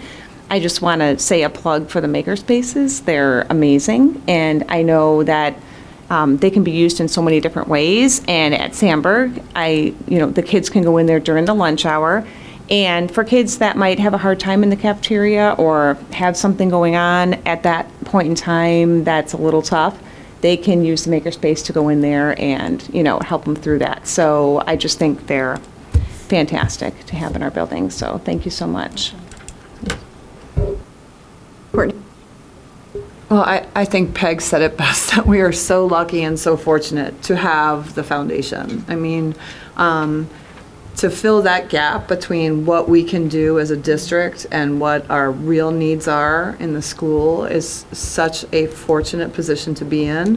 And I know you have new leadership and a new board, but knowing both of you, I have such confidence that you will continue to do amazing things that will benefit all of our schools and teachers and students. And I'm so thankful for you all. So thank you. I wanted to say thank you for the partnership. I know that you have wanted for a number of years to really help us with leading edge things, and that really helped us to build a better, stronger partnership. And so I really appreciate that. I know the community does, I know the board does, I know the administration, but I know you all did, past and present. And I think that it's invaluable. Not all districts have district foundations. And you've done a fabulous job of recruiting and building the team. And, we have ups and downs, and the great partnership and digging in and, rebuilding, right? And doing what we need to do. So I think it's fabulous. And thank you for volunteering. Thank you for, congratulations and welcome aboard. And it'll be even more great things that we'll be doing together, I'm sure. And we appreciate as well that we always have a board member in attendance and Dr. Moyer in attendance at our meetings. So thank you for, being the reciprocating side of that and kind of letting us continue to know how we can best help. So it's, to your point, the relationships have been fantastic.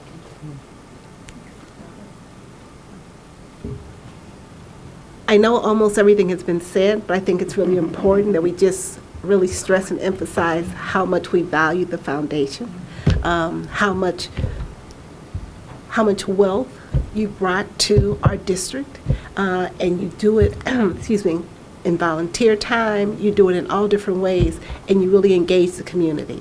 And we are indebted to you, and we greatly appreciate the partnership. Okay, after all that, I thought of two things that haven't been said. First of all, thank you for bringing this. I put the gala date on my calendar while you were talking. That was the intention. And Just put them down for a table. Sure.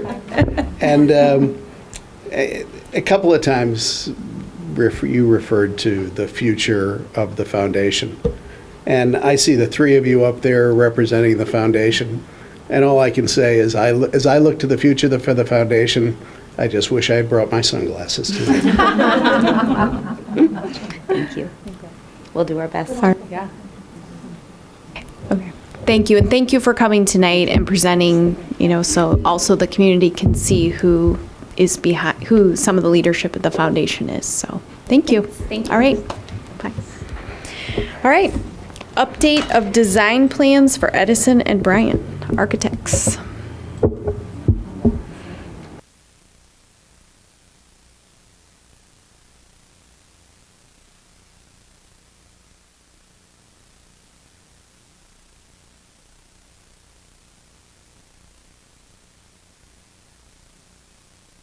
Got it. All right. All right. Ready to go. Whenever you're ready. Dr. Moyer, ladies and gentlemen of the board, and distinguished guests, thanks for having us. Long time no see. Have a brief presentation for you tonight, and actually our version of purposeful play. So just to tie it around, huh? Not bad. Okay, but before we get into the meat and potatoes of the presentation, the designs at Edison or all the phase one work, wanted to show a few slides just to remind everyone of where we were at last time we left. That sort of that dotted line that says right now was last time we met and we presented in front of the board. We have made progress in the last month or so, a couple months, and we're at the tail end of the conceptual part of the design for the phase one work. It's a very important milestone and step that we have. We're going to the detailed detailed portions of the design work very shortly, and with our partners at ICI, making sure everything aligns with the budget as well as your expectations as a district. We have several layers, again, of communication that we have set up to get feedback, as well as project information out towards. Really, in this last month, we've really been in that first and second group, which is really the administration leadership, Dr. Moyer, Mr. Welton, Mr. Schmidt, meeting with them regularly on a weekly basis.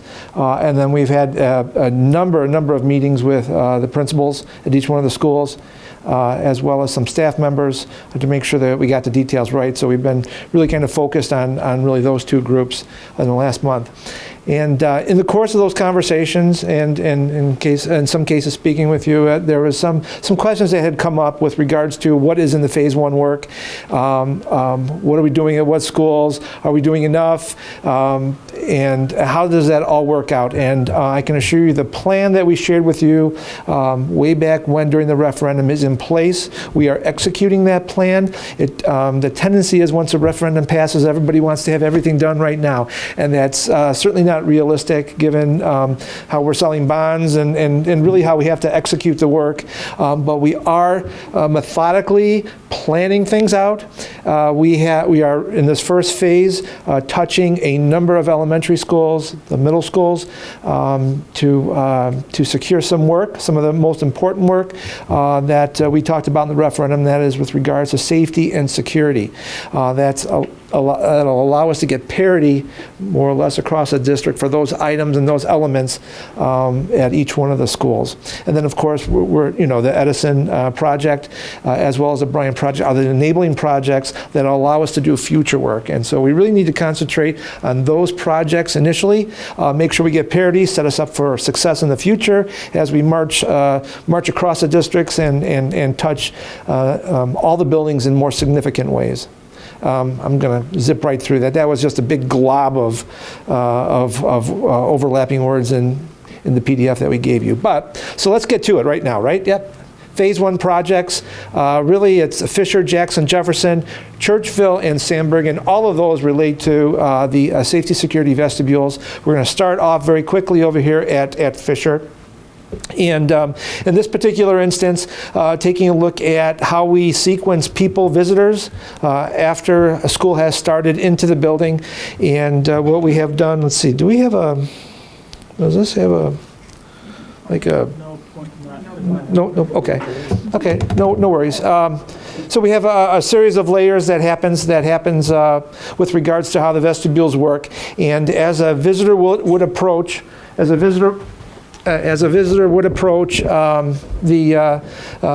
vestibule, the main entrance, there would be a buzzer to get them into the. Oh, thank you so much. Okay. Give me a second. Okay. So as a visitor would approach the security vestibule, they need to get buzzed into the vestibule proper, whereby they would be greeted through a transaction counter by the receptionist. Once they have stated their business, they have been vetted, they are again buzzed into the main office through another door where they are there to wait for whatever visitor, teacher, staff, and so forth or student that they have come to see. They're either greeted there or they're allowed into the school proper through another set of buzz doors. So there's 3 layers that happen, 3 layers of security that a visitor or someone coming to the school needs to get pass through to get into the school. In conjunction with this layering security sequence that we have, we've also taken the opportunity of looking at ways of refreshing, in some cases expanding the main offices at each one of the schools. And in Fisher's case, we've added just a little bit, there we go, a little bit of new construction with the principal's office, the AP's office. Right here, sorry, yeah, okay, right over here.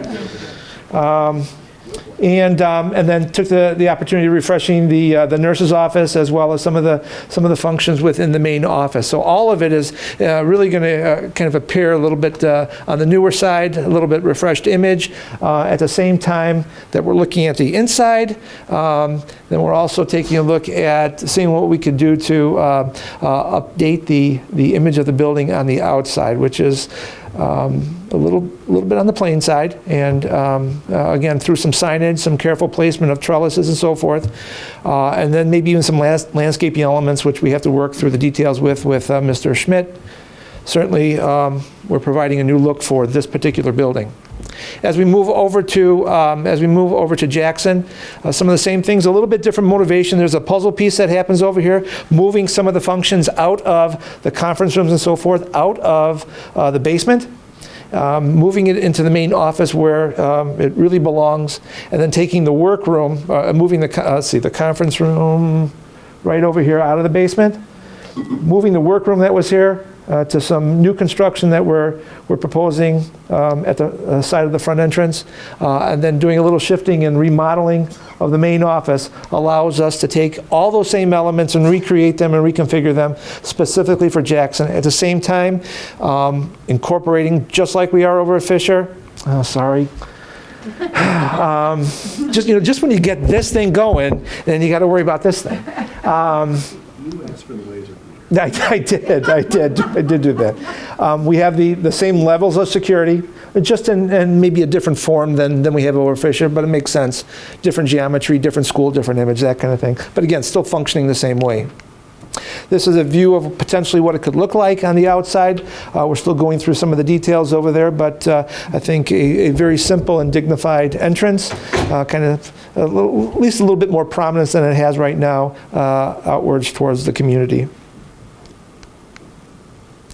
A little bit more simpler over at Jefferson. Really, what we're doing here is it's a hardware exercise, and then constructing an entry door off of the vestibule into the main office, and again with a little bit of refreshing with some of the finishes to update the image over there.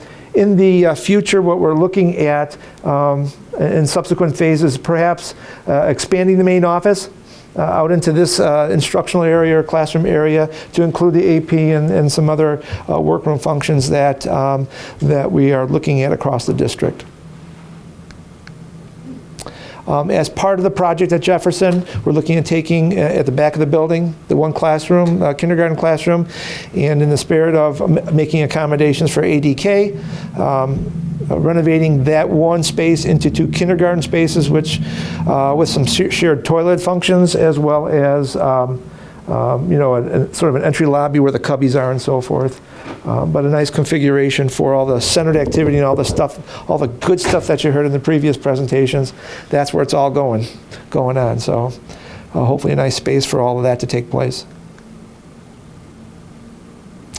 I'm going to turn it over to Terry to talk a little bit about the schedule, and then we'll get going on Edison and Brian. Okay. Well, good evening. Well, it's certainly a little better topic tonight than the last time I faced the board, and hopefully that'll be the last time we have to go through that. But if you hadn't had a chance to get to Churchville yet, you can see that the board allowing that to go forward is paid off. It's a really good product over at Churchville, and certainly something to be proud of. So it's kind of like an overview of what the construction timeline is going to be. Plan to go out to bid with all the projects in between January and February, review the scopes, bring them back to the board for approval. Then we'll be doing some submittals and final planning in the spring as we move towards the summer. So right now we're anticipating last day of school is at June 2nd of 2020. That's with all the emergency days used. So we have to when we schedule a job, we have to figure the worst case scenario. So we figure the last day is all the emergency days used. Hopefully that doesn't transpire. Do the construction over the summer. So Fisher and Jackson, because they have additions, we're looking more towards November to finish up those additions and turn those over because it takes a little bit longer. 1,200 square feet of building takes about as long as 5,000 square feet of building because you can only put so many workers into an addition at a time. So the size of the addition doesn't matter. It's really the physical space that there is to work at any given time. And then August 5th for Jefferson to turn over the limited area of renovation for the secure vestibule.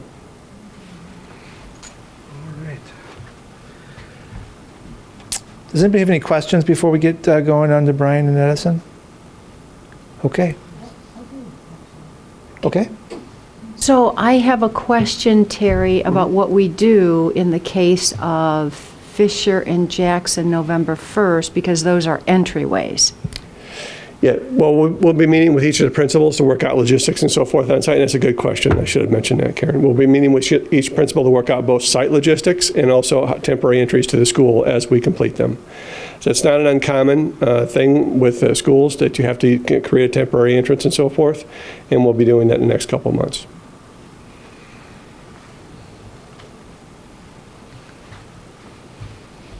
All right. Moving on to Churchville. Again, a very modest, temporary solution to the secured vestibule. It has some very interesting and challenging geometry that we're dealing with over here. And in this particular instance, what we're looking at is creating just a security vestibule, again, to set up that layering and those levels of entry and sequencing into the building. Very modest amount of improvements to the inside, because I think it's in the second phase that we're looking at this whole area in totality, reconfiguring, recrafting that, and setting up the relationships between the offices and the main office, the principal's office, the deans, and the workrooms that we'd like to see a little bit more and in keeping with the district standards. So this is just a temporary, about a year and a half or so solution. And then looking at, a number of you have asked that question, looking at reusing some of the materials that we are incorporating and using in this temporary solution for the final solution as well. So you're not throwing your money away just on a one-year solution. So. And then lastly, kind of rounding out the specific security projects over at Sandburg Middle School. Really a little bit more comprehensive renovation of the main office over there. And again, I'm not going to bore you with the same sequencing of events, but we're using all the same kinds of procedures and principles and elements for this solution. In this particular instance, making sure that we have a conference room that could potentially become an office for the deans, as well as the AP and principal office, kind of leaning all the way to the back area where we have the nurse's office. And then because of the level change that happens over at that school, really looking at, and it's kind of hard to see in this image right over here, but reorganizing and creating a more appropriate ADA entry ramp, and certainly the stairs that go along with it. So going to be a nice upgrade to that school. Quick schedule update. These of course, are a little bit more simpler. We'd want to start the ramp work at Sandburg a little bit earlier because the ramp is a little bit more involved, so we'd like to get on that site and just work on the concrete and so forth for that. And then both schools would go from roughly June 2nd all the way to August 5th for turnover. All right. Now we get to Bryan Middle School. Again, diagrams that you will recall having seen maybe a number of times over the last few months. This is just an aerial view of the school itself in white, and then the areas that are in red, kind of shown in that salmon color, really are those areas that are considered as new construction. So as we go to the plan, sort of taking off the roof and looking at what we've got over here, really two areas of new construction, adding 2 classrooms, again, to allow us space inside of the school, not only for future growth, but on a more temporary basis to relocate students from Lincoln, potentially Field, at this location, so that they have some place while construction's going on. And then, of course, relocating the main office from where it's at right now to where it should really be, from a security standpoint, a little bit more appropriate location, obviously, at the front of the building. And that would be in some new construction as well. Along the way, we're doing some renovations, minor renovations, 2 spaces over here again to accommodate growth and solve the temporary student relocation, and then moving some of the special ed functions that are getting displaced by that renovation over in the main office proper. So again, that's going to be a temporary location for them. Just a bigger dollhouse view over here. This is what the school looks like right now. So you can see the main office right over here. Here's your main entrance. There's a canopy that's kind of cut off by this view. And then looking at what it's going to be once we get done. And so here's the new construction. All the same functions, all the same things that we've been talking about at the elementary schools, finding a home, certainly in this new area that you see in yellow, and then a security vestibule right off the side, and then to the side of that security vestibule, between that and the cafeteria, a little plaza area, which we'll talk about in just a moment. So, this is really the part where we're not going to talk too in depth about the insides of the building. We've talked about the plan a number of occasions. We spent the last month or so looking at the exterior, how the image of the building, what it all looks like. In Brian's case, pretty straightforward materials and colors. Tan, beige, brown, that's it. Right, and so we've located those materials right over here just to kind of show you how they relate to one another, and those are our inspiration. And though they seem a little simple and perhaps a little muted, there is opportunity and promise to kind of elevate the image, I guess, of the building, if you will. And we're taking that opportunity of kind of rethinking about those materials in a different way, using them in a different way with some glass to, like I said, enhance the image.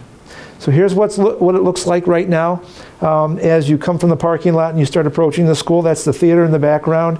And this is coincidentally the area that we're going to be looking at as kind of recrafting for the plaza. It's used kind of like that right now. Occasionally students go out there, there's some picnic benches and there's maybe some spill out activities, but it's somewhat compromised based on, you know, if it's raining out there and there's a lot of grass, kind of hard to kind of navigate around there. And of course we have a minimal amount of hard surface over there for students to congregate on or individuals and after hours events. So this is what it can look like and what we're proposing it look like.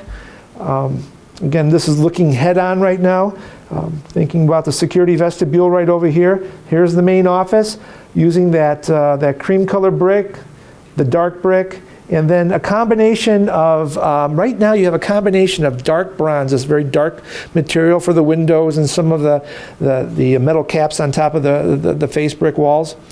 And then in some instances you have what we call clear anodized, or sort of the silver finish. Very odd combining those two. We've done it successfully in the past, and we think we have an opportunity of doing it in a very unique way as well over here to call attention to the fact that this is your main entrance. So as we look at the windows, you'll see the lighter frames over here. There's some in the shadows, and then even doing something on the side over here by the cafeteria. Everything that happens sort of below this line in the front of the building has that metal or that aluminum look, and then combining that with some of the dark material on top of the roof and maybe even at the trellis will allow kind of a nice juxtaposition of these two materials and these two colors to kind of work to the benefit of, again, presenting a new image to the community. As you approach, one thing I did neglect to mention is, you know, these benches and the plaza area really extends not only to the side of the vestibule, but all the way out to the parking lot. So we're taking an opportunity of refreshing that entire experience as you move from your car into the building itself. We think in a very somewhat sophisticated way. That was a hard one to get out. This is looking really at the front entrance again, but more towards the side. What you see over here would be the principal and AP's office right over here again, with an abundance of glass so that as they're in their office, they could see who's approaching the main entrance, who's coming and going. And again, with some nice views to the plaza, which we're going to show you in just a minute, as we're contemplating that space for an opportunity for teachers and kids to spill out and do some educational activities. This is the security vestibule right over here. Again, you can see, again, with all the hardware and all the same layers of sequencing that we talked about, certainly at the elementary school and the other middle schools. This is a view going farther into the plaza, or into the, closer to the main building and into the plaza. Again, you can see equipped with all kinds of seating, and this is just an artist rendering. We have to go through that exercise of figuring out exactly what kind of furniture could go there. But again, a lot of visibility around the outside, so as people are on the outside, kids are on the outside, there's a sense of security and visual acuity. And then that's just another view looking back from the building, maybe out towards the street. This is this back half of the wall right here. That is certainly the cafeteria.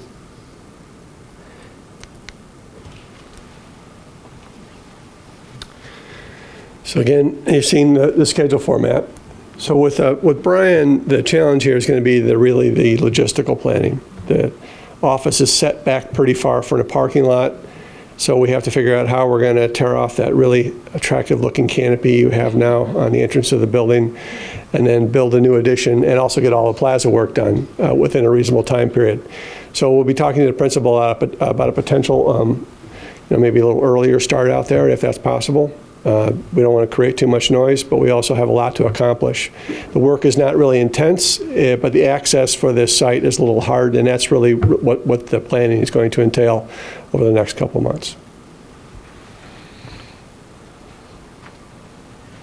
Thoughts or questions for us with regards to Brian before we move on? Okay. Let's get over to Edison. And this is the biggest job in phase 1 for sure. Certainly most comprehensive, and it really is brought on by the fact that we're creating space. It's one of those enabling projects that we're creating space for kids from Lincoln as that project gets underway in the very near future. This is that same kind of dollhouse view, the aerial view looking up, the white building. And this is what happens when we get done with the addition, the renovations, and all the site improvements that we're contemplating for this particular campus. Relocating the main entrance from back over here to over here off of Fair Avenue with sufficient enough amount of parking, some drop-off area for students. There'll be certainly a lot of landscaping and some berming that happens between the parking lot and the street, as we have mentioned before, both at the community meetings, and I think we've talked about that with all of you as well. And then in our efforts to maximize green space as much as we can, we've done some tweaking since we've put this drawing together. Curving the building just a little bit more to open up some space, more green space, moving the parking lot back this way over here, just to get as much as we can. And then even looking at a different shape for the playground, letting it wrap around over here so it hugs the building just slightly. All minor improvements, but little touches that really make the whole site work a little bit more, I think a little bit more, lost the word, but a little bit better with the building. How's that? Just to keep it down and dirty. Hard surface still back over here. And again, the bus drop off that will loop around the building to drop off kids and then get out onto the street and off the property. From a building standpoint, again, taking off the roof, everything that you see going to the north is the existing building. Everything that is south of this dashed line over here is really the new construction. So new construction is really about adding new classrooms for all that great furniture that the prior talking about the grantees bought for the kids and so forth. Great space for all of that. And then this wing right over here is really the kindergarten wing. So our ADK classrooms really kind of taking on a different shape than a traditional or typical classroom would, and then kind of punctuated or sandwiched in between the main entrance and those classrooms with 2 classrooms that in the meantime, when school first opens up, will be a community room that could be later converted to classrooms as needed. So that's kind of a nice feature. Main office over here, and then classrooms just like you have them right now, converting the old main office to some classrooms. And at the heart of the school is the media center, which we'll talk about in just a moment. This is a blow-up version or view of the main office. I'm not going to belabor the whole, talking about it, because it has all the same functions, all the same offices and amenities that we talked about at the other schools, as well as that safety security vestibule that's right over here. And then the library itself, been a lot of conversation about that. And what I do want to stress is the importance of that particular space to not only this particular project, but all the projects that we're going to be moving forward with in the district. And we're looking at and modeling a vision for the district that has the library at the core, the heart of the facilities, and that is accessible and open to everybody from around the school. To that end, the materials, the organization of the spaces that go into the library are going to be really heavily scrutinized. And they're going to be realized, however, and it's a very important point to make, they're going to be realized a little bit differently in each one of the buildings. And especially when you start talking about new construction versus renovation. When we have, like Lincoln and Field, when we're starting from scratch on virgin site and building up and designing, we have a lot of possibilities and opportunities and a lot of control over how open, how accessible, and that the space can be and the materials that we use. When we start talking about renovated space, which Edison falls under, we have more parameters, more restrictions, things that we have to consider that ultimately affect the design. By that I'm talking about the structural elements that we have to navigate around or modify to make openness and so forth. So, when we talk about it, and we're going to be able to show you pictures once we really get into those details in this next stage, but when we start talking about openness, I just want you to keep in mind that it's going to probably look and feel a little different over at Edison than it will be at the new buildings. And quite frankly, it's going to look and feel different at every single building that we have, right? Because each one is unique.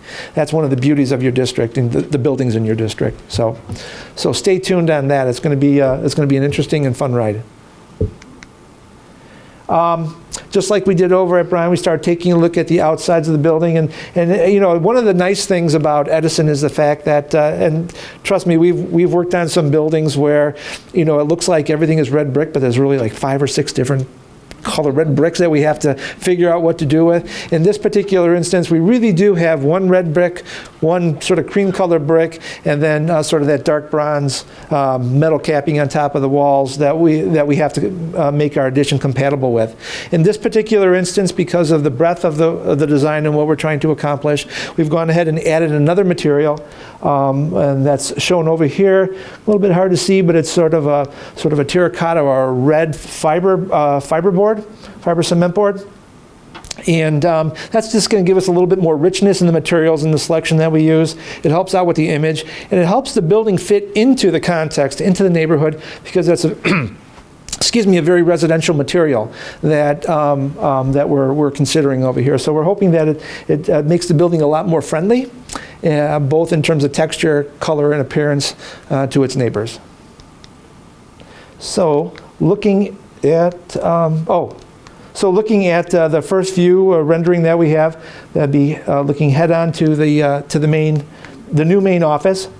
This is a view of what you have currently from Fair Avenue. So as we're riding down the road, this is what you would see. You see the red brick, you see the sort of that orangish cream colorish brick that we have over there, and all the dark bronze that goes along with it. And this is what will be transformed into. Really, the majority of what you see over here, this is that fiber cement board, kind of sandwiched, interspaced with some glass to get into the classrooms. This is the community rooms over here. Here's the entrance. Here's your main office. And then here's where the building starts kind of going around the corner, curves a little bit over there. Those are your kindergarten rooms. As we look at view number 2, right over here, a view from the playground that allows us a view of what those kindergarten classrooms could look like a little bit more fully, right? So we have a lot of glass over here.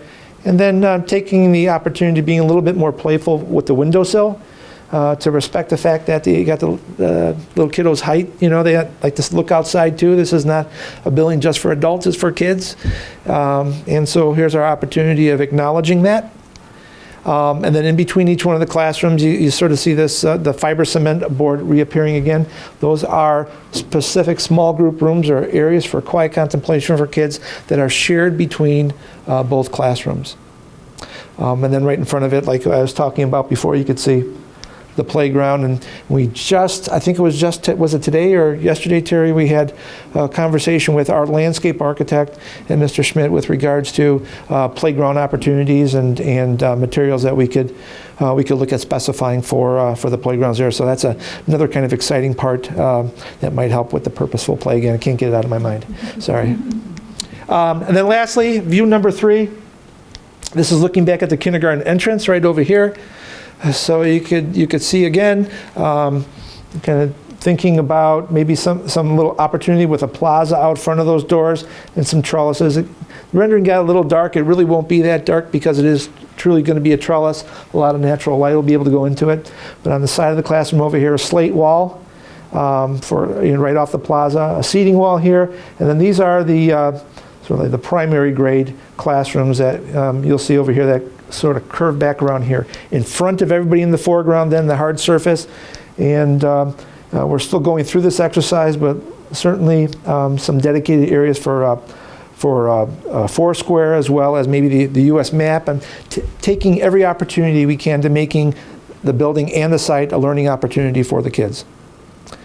What you don't see over here, lastly, is it's just a function of I think the projector, whatever, but there are these little leaf medallions, decorative on the outside, but I want you to remember those because when I come back next time with the whole group, you're going to start seeing some of those shapes, how they inform what we're doing on the inside. So there's a lot of continuity between the inside and the outside that we're exploring right now, that we're excited to be able to bring to you next time we get together. That's the teaser. I'm going to turn it over to the construction guy. There you go. Okay.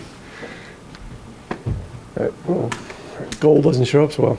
So Edison is a lot more involved project, obviously, because we've got to put on a large addition, and there's a lot of renovation that goes with that. We have to remove portions of the building to attach the addition, and then go inside the building and renovate for the library and so forth. So because of the intensity, we're wanting to get started in April with some site work to start clearing the site and prepping the area, and also get the kids used to the fact that there's going to be a change coming up for the following school year, so they have a little time to adapt to that. We'll have the addition construction. We'll turn that over in July of 2021, and I think we'll allow Todd like 5 days to set it up. I think that's reasonable in this case for him to get done. The real intense part here, though, is the summer renovation that we have to do. So we're going to have about 3 summers of renovation. This first summer is going to be really intense. We'll be moving the main office and so forth and setting up a temporary library. The second summer, a little less intense as we convert some other areas. But then the third summer, we're going to come back and clean up the rest of it that we don't think we can get done in the first 2 summers. And that's a long time to be working in a building. We're going to be trying to shorten that up because it is kind of a strain on staff and students and so forth.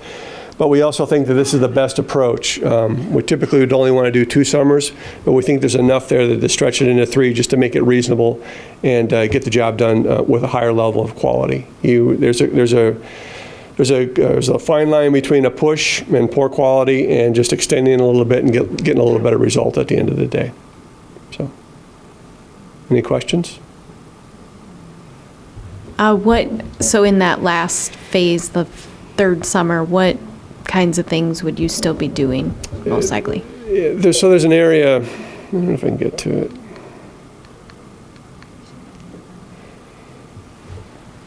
So this area right here, there's some conversion around the gymnasium with some toilet rooms and so forth. We'd be working in that area last, is how it feels to me right now that it would shake out. And we don't want to really touch this area too soon. So that's how it looks. The first conversion is obviously going to be getting the administration center in, putting the library up here temporarily.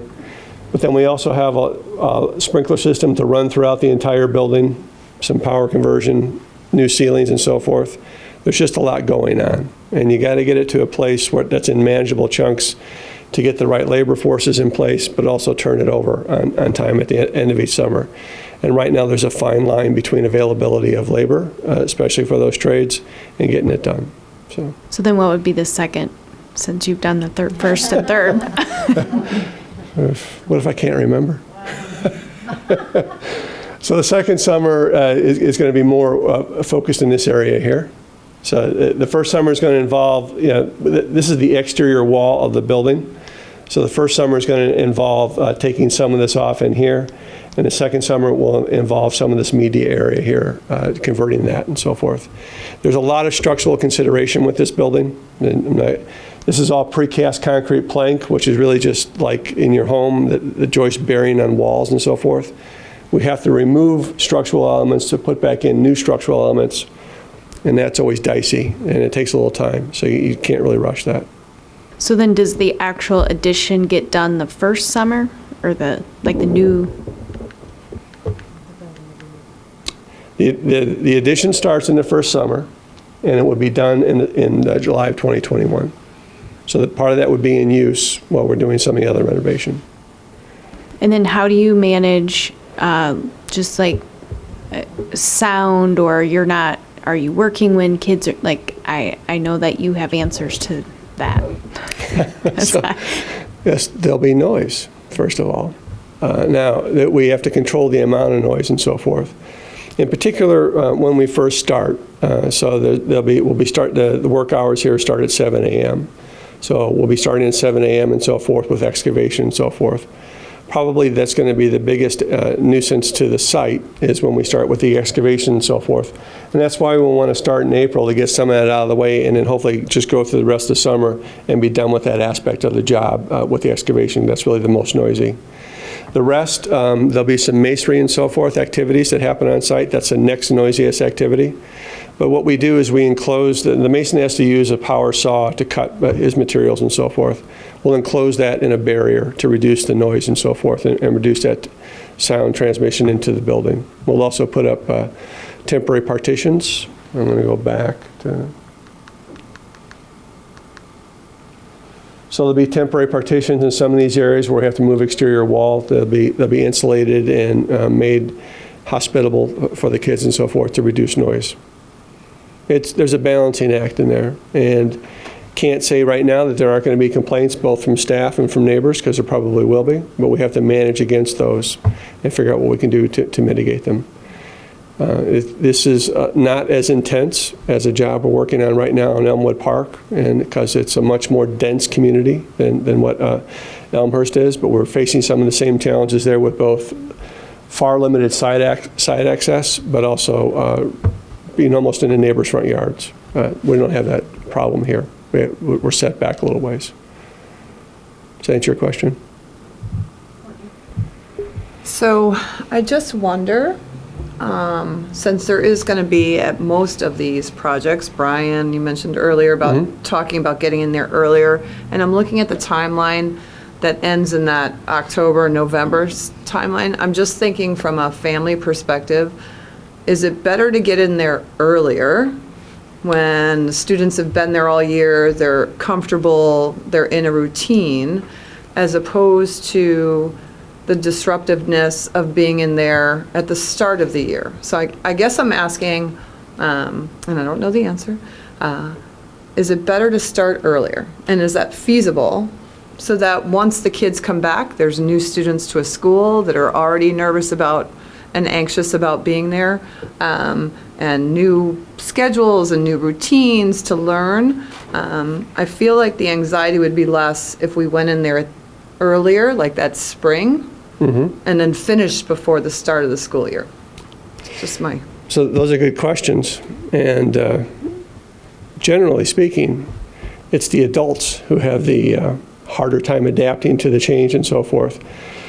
Kids do very well in a change environment. There's a lot of excitement and so forth, and there's a new opportunity for them to see what's going on. The adults have a harder time adapting to the abruptness of what's going on. So we'll talk to the principal and decide what's going to be best for each learning environment. The other thing is, don't discount the fact that the students are going to have a real opportunity to learn about how things actually come into being, especially with buildings. And this is a really great opportunity for them to see construction take form and a building take shape. When my kids were younger, and I used to do construction presentations in first grade, they asked me to come in. And one of the questions that the first graders would ask would seem pretty obvious to adults, never think about it, but why do you have to go down to go up? That was a, why do you have to dig a hole to raise a building out of the ground? And it seems like a pretty basic question to ask, but those are things that the students would be able to learn and so forth by witnessing the construction process. So there is some benefit to it. Like I said, we'll work that out.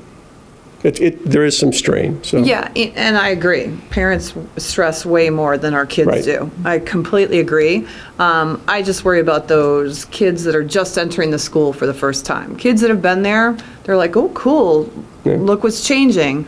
Those new students into the building who have some apprehension about everything going on, I just worry. I wonder if the benefit wouldn't be to start earlier and finish before the school year starts. So I would be interested to hear what the principals think about that. Well, we will be too. And I can also appreciate sixth grade is a very, very tough year. Very tough. Margaret? Yeah. And this is really building on Courtney, and you talked about this early on, but can you just reacquaint us with the feedback loops that are there and that you went through, and how you're getting community feedback and all those different, I think it was like the first or second slide there. Sure. That's you. Yep. We'll go back just to remind you. So we had 4. Could we just, can you just escape? And that's a long way back. But we had really real kind of 4 levels. We went from macro to the micro, if you remember. And it really started with, I think the first group, the next one. Yeah. Okay. Very good. There we go. Oop, got you going. There we go. Okay, so the first one is getting input really about related items and district standards through Mr. Schmidt, Mr. Welton, Dr. Moyer, having those regular meetings, with the principals in tow and talking to them. So that's where we've kind of been, like I said, really this last month. We've branched out in some cases over at Edison and even Bryan to talk and get staff members, teachers, kindergarten teachers, first, second grade teachers to get their input and thoughts about the shape of the classrooms, what goes in the classrooms, the casework, the details, things that they really care about on a day-to-day basis because it either helps or hinders them with delivering education to the kids. And then, like I said, on a weekly basis, again, we are with the administration team. We are sharing progress with them, input that we've solicited from the schools so that they're up to date with what the teachers and the principals are talking to us about and thinking. And then we have met intermittently with community members or community groups by school, specifically for Edison and Bryan, with regards to the plans. Now, I don't think we've shared the exterior renderings with those groups yet, but we will. We have some meetings, I think, coming up, and I just don't remember those dates, but we do have every intention of sharing our thoughts about that with them as behind the scenes we start ramping up and thinking about the details, the interior finishes, the colors, the materials, and the furniture. That's kind of our next step. Then lastly, if you remember, here we are at the board meeting, right? So, and we will continue to be updating you accordingly. And then community outreach happens in different ways. It doesn't necessarily always happen in a very organized meeting pattern, although we've met with the community members at each one of the schools. Once we got to a plan that seemed like it was workable for us. I would imagine we're going to be doing that again. And again, I don't have that time frame. I'm not even sure it's scheduled yet, but it'll be a little bit more comprehensive. It'll be more than just the plan. It'll be about the look of the building. We'll probably start talking about the insides as well. So there's the feedback loop is alive and well, and it is going to continue as such moving forward. It's been very helpful to us as a design and construction team, and to hear what people have to say and their thoughts and impressions. There's been a lot of really great feedback, questions and concerns about sustainable elements in particular, specifically over at Edison. And then, over at Bryan. We've even had interest at the last meeting, community meeting, where we were able to share at least a plan for the main entrance and what the potential of that could be. Looking forward to getting those renderings in front of the community and seeing what they say about those. We're excited about them. We hope you are too. Does that answer your question? Yes, thank you. Okay. Anyone else? Is that it? Okay, I think that's it. Thank you so All right. much. Been great. Thanks. Thanks for having us. Bye-bye.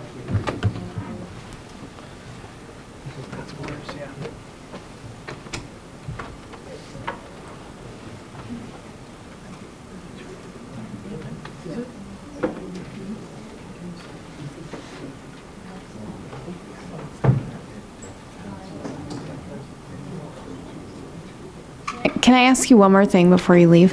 When will you kind of come back to us, do you think? I mean, like, where does this, I know, I'm sorry.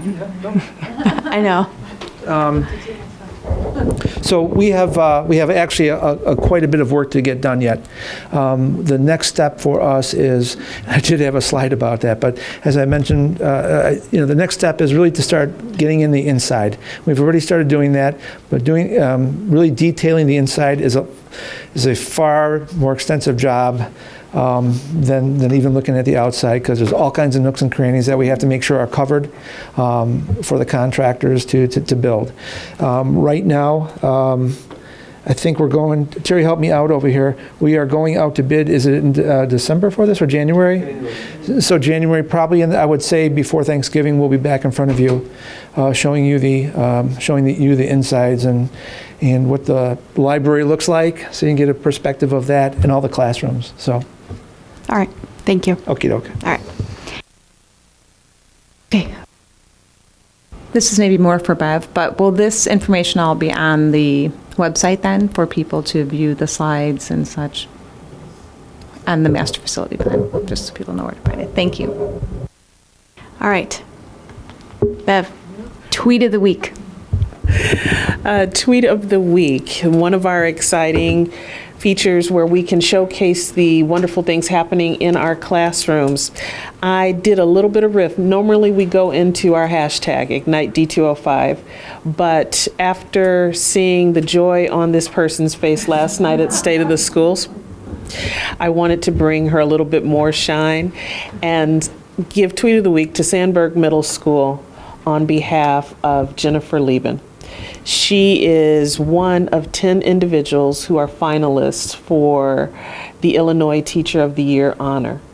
And normally she would say, I shy away from attention. She just bristles at that, but certainly want to congratulate her, celebrate her, and we'll be going down as a group to root her on at the Those Who Excel dinner and celebration. I believe it is October 19th that we'll be down there together, and hopefully we're going to bring back a win for this young lady. She has done this district very proud. She is the creative technology teacher at Sandburg, and she's just a fine example of the great things, the great teachers that we have in Elmhurst, and we should just be proud of them every day that we can. So congratulations to her, and then Tweet of the Week to Sandburg Middle School. Thank you. Congrats to her. She's so excited. So are we. Okay, any board communications? All right, then we have 3 upcoming meetings scheduled. Thursday, September 12th, 2019 is a policy committee meeting here at 6 o'clock in District 205 Center. Tuesday, September 24th, 2019, regularly scheduled Board of Education meeting here in District 205 Center at 7 o'clock. And Tuesday, October 8th, 2019, regularly scheduled Board of Education meeting here in District 205 Center at 7 o'clock. And with that, I will adjourn the meeting. Good night.